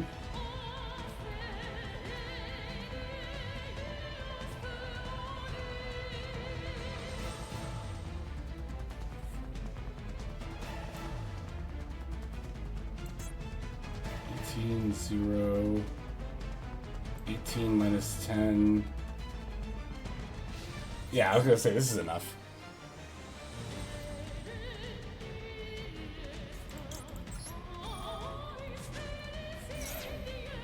Yeah, they have to be low. There's no way they're not like at a similar time count as I am right now. But they have it. Wait, is this? Oh no! This procs if it's destroyed by battle too. Okay, I didn't realize that. I guess they didn't either. Oh, and then when this is destroyed, I can summon another guy. Holy shit, this is good. Oh, they're just not gonna. Okay. Alright, not dead. Wait, I can pop my own Garunix, so it'll come back during their standby phase and blow up their field. Okay, they're just... Well, but I have Sanctuary. So they can't destroy Island straight up. Oh, they're just going for Sanctuary, I see. Okay. Okay, didn't die. Might be a relevant draw. Okay, so if I pop Garunix, what can I search? Oh, I can just search new Garunix. Pop old Garunix, search new Garunix.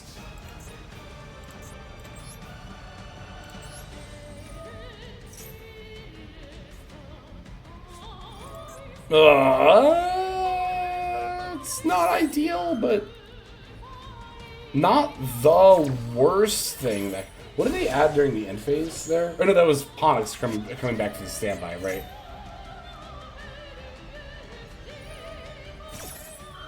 Okay, so yeah, they get new Garunix back. Field spell pops my old Garunix. Then, during their standby phase, old Garunix comes back and blows up the field. These don't do anything upon being destroyed. They're going to send Arvarta. Arvarta is going to bring back Kieran, which will do something when destroyed. Okay.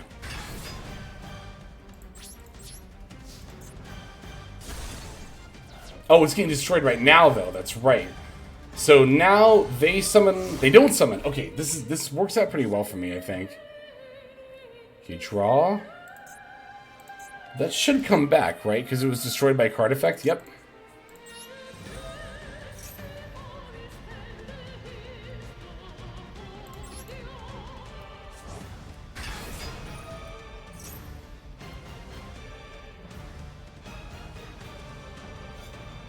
No, Skyburn! Okay, that just protects new Garunix, or old Garunix. No, new Garunix. This is new Garunix, this is old Garunix.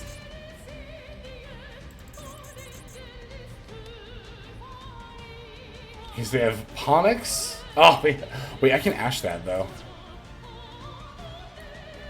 What do they even have to search, though? No, I think they still have Ash in their deck. Yeah, alright, I'll Ash that.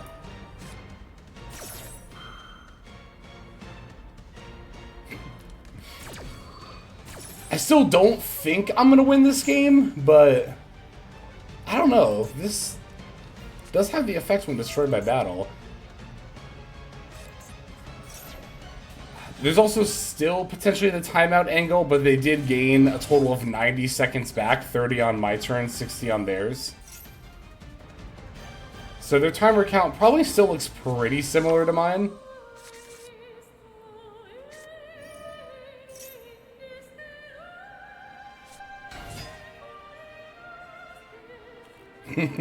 Either way, this has been a very good duel. This has been very back and forth. There's their Promethean princess. They finally summoned it. Yeah, that's true. It's not just as simple as something stronger than old Garunix and running it over. Because old Garunix summons the new Garunix pops Kieran. Oh, they're crashing.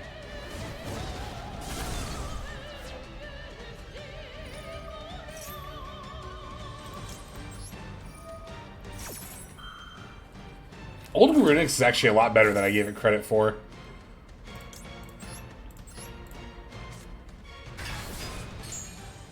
Okay, so I can pop this and it won't, because it doesn't have any materials, right?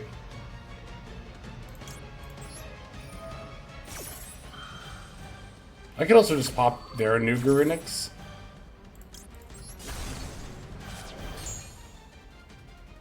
Potentially? Let's see what they pop. Oh my god. Ah! What is this matchup? Okay, they're popping Olkinix. But that summons in defense mode. So yeah, we pop their new Garunix, and then they cannot battle over my new Garunix. What do I want to special? Probably just old Garunix again. I could summon... I don't have anything left to search, though, off of Ponix. So, yeah, we just summon... Is this once per turn? This is not once per turn? Oh my god, I'm so summoning old Garunix. Destroy a card. Yes. Destroy your new Garunix.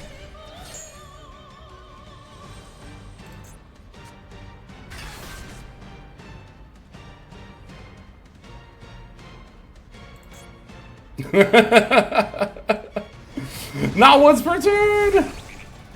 Not once per turn! Okay, here... Now, this is once per turn, so... I don't think we summon this. I think we just summon Olkinix and then leave the Kirin in deck. Because this Olkinix isn't going to do anything anyway if we top deck it, so... Destroy one other face-up fire monster, hand, or field if you do add. I don't need to do that.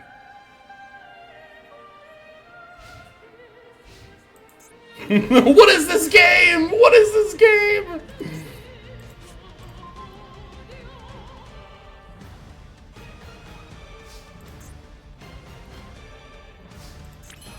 Ah, Subversion would be so good here. But you know what? Okay.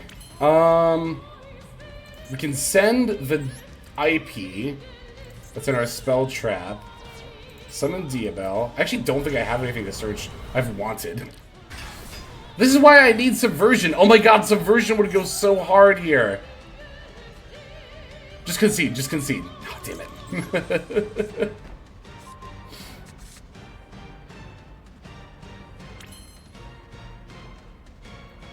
OG Garunix didn't trigger because it was destroyed by battle. If it's destroyed by card effect, it comes back and then nukes. Okay, I still have Hita, right? Oh, what do they have in their yard? They have a lot of stuff. Okay, alright. Shit. Okay, I'm gonna make Hita. They're gonna make Promethean Princess by get a search. They have a Promethean Princess, which is, yeah, the big conundrum here. Oh, shoot, and I don't really have anything... Damn it. Okay. No! No! This is...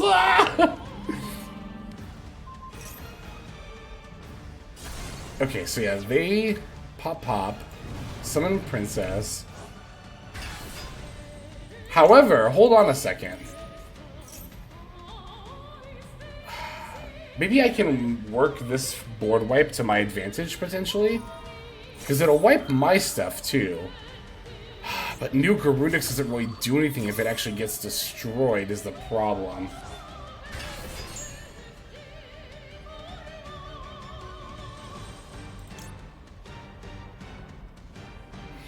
I could pop... Wait. Okay, if I add Kiran, pop new Garunix, summon, pass... Their turn, old Garunix comes back. Is this optional? It's not. Alright.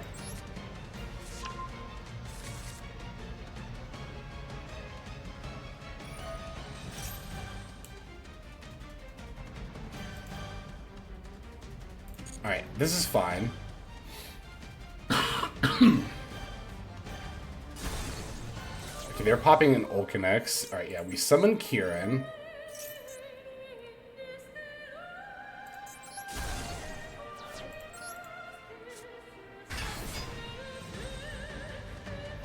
I'm gonna battle over... I should have, I guess, battled with this for 300 more damage, but it's fine. It's not a big deal.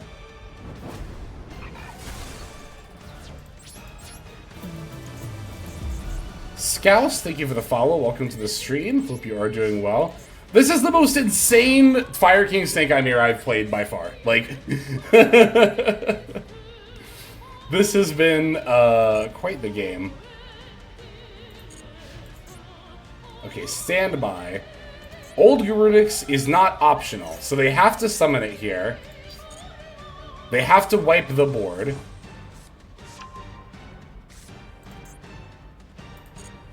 Right? Once per turn during the next colon. Special summon this card. Not optional.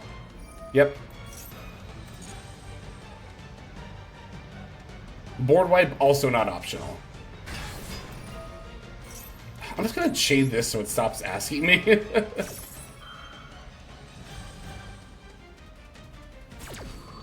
If you battled into Princess, wouldn't that trigger your new Garunix? Would it? Is this when it's destroyed by battle? It is battle or card effect. You're right. Yeah, I should have run into it.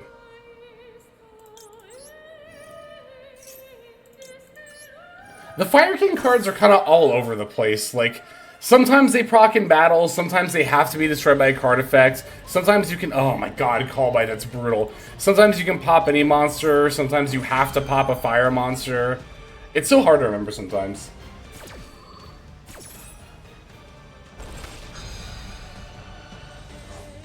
Okay, call by on new Garunix, but that means they also can't use their new Garunix.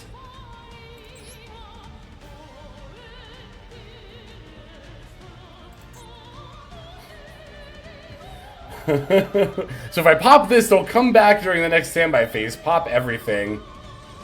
Fuck it. It means they won't get plays this turn. Because now, this will trigger, but it'll be negated because called by.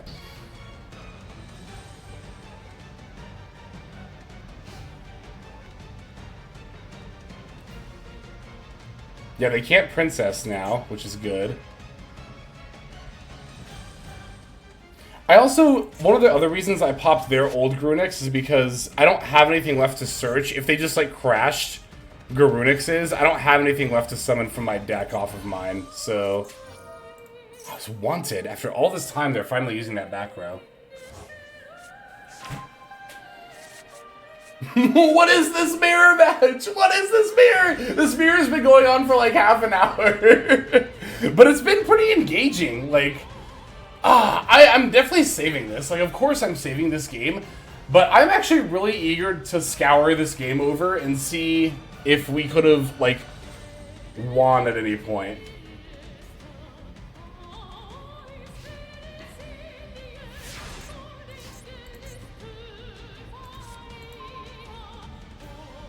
Ooh.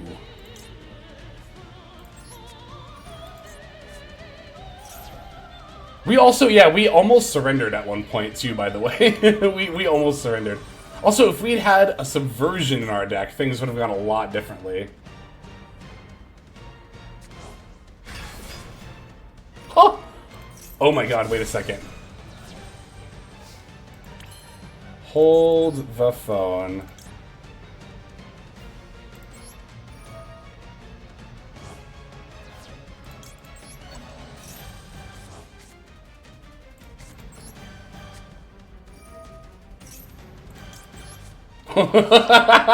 Yes! Oh my god, we have plays! Hold on, what do we have in our extra? Okay, we have a dark. Oh my god, I think we actually have a line here.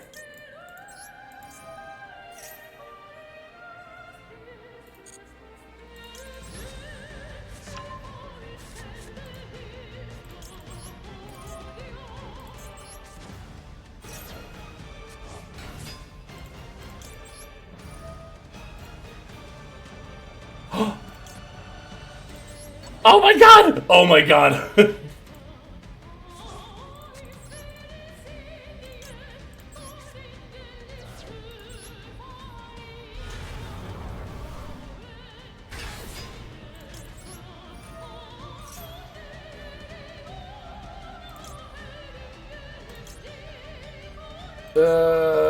Sure. I don't think it really matters.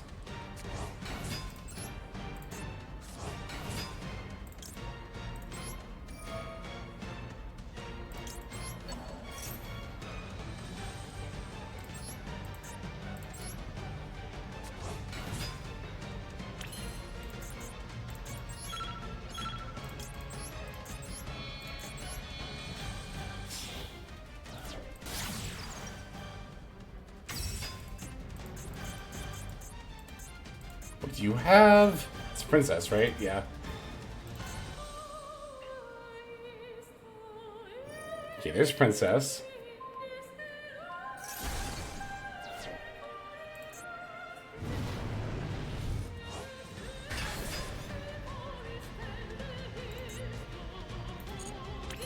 Alright.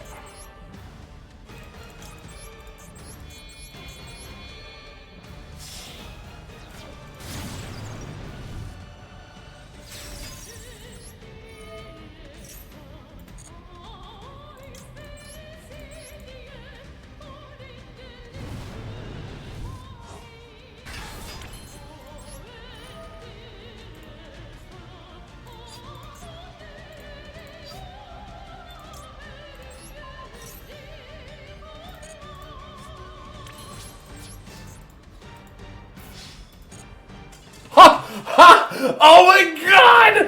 Oh my god! Holy shit! Never surrender! Never fucking surrender ever! Never surrender! Holy shit! Oh, that was an almost 40-minute game! Ah! Oh my god. I just had a fucking Jimmy Neutron brain blast. When did we start that game? What time did we start that game? Or is it only going to show when it finished? Wait, 47? Is that right? No, it shows when it finished. Dang it. But look at this. Okay, yeah, no, look at the time difference between these two, though. I mean, there might have been like a minute or two of me yapping, but that was an almost 40-minute game. Ah, that was ridiculous. That was so good. That was so good.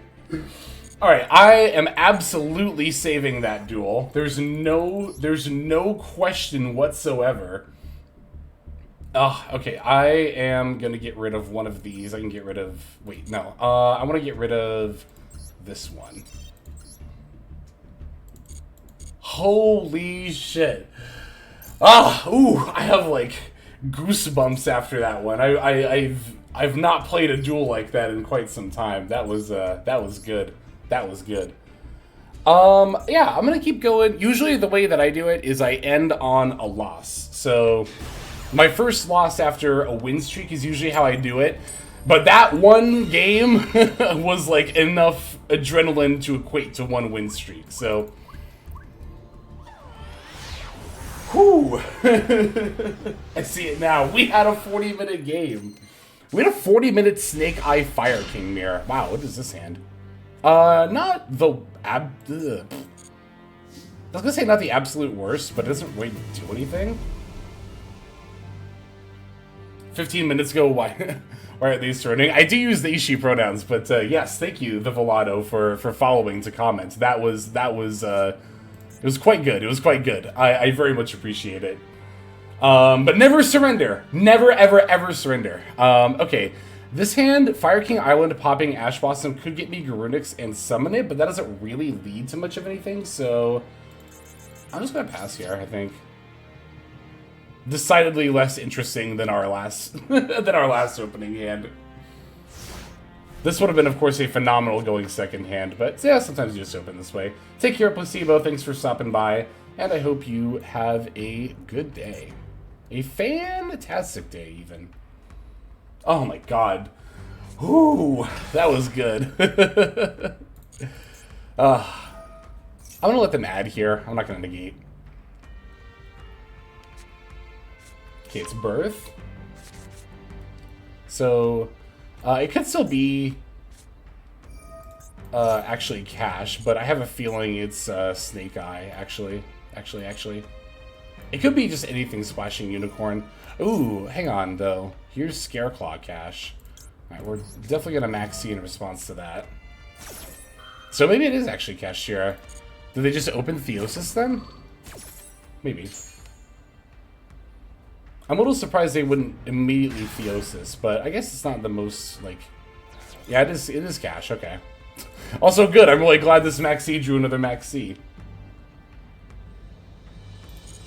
Username is Fire King Psycho. That's kind of funny. Also, this is one of the reasons why I like playing 2 Promethean Princesses, this card right here. But it's not the only reason. It does definitely come up in grind games. That is, like, by far, I think, the worst card they could have taken. I don't know about by far, but... Oh, good. Fun. But there were a lot better choices, I think, than that one. Oh no, we didn't add Subversion.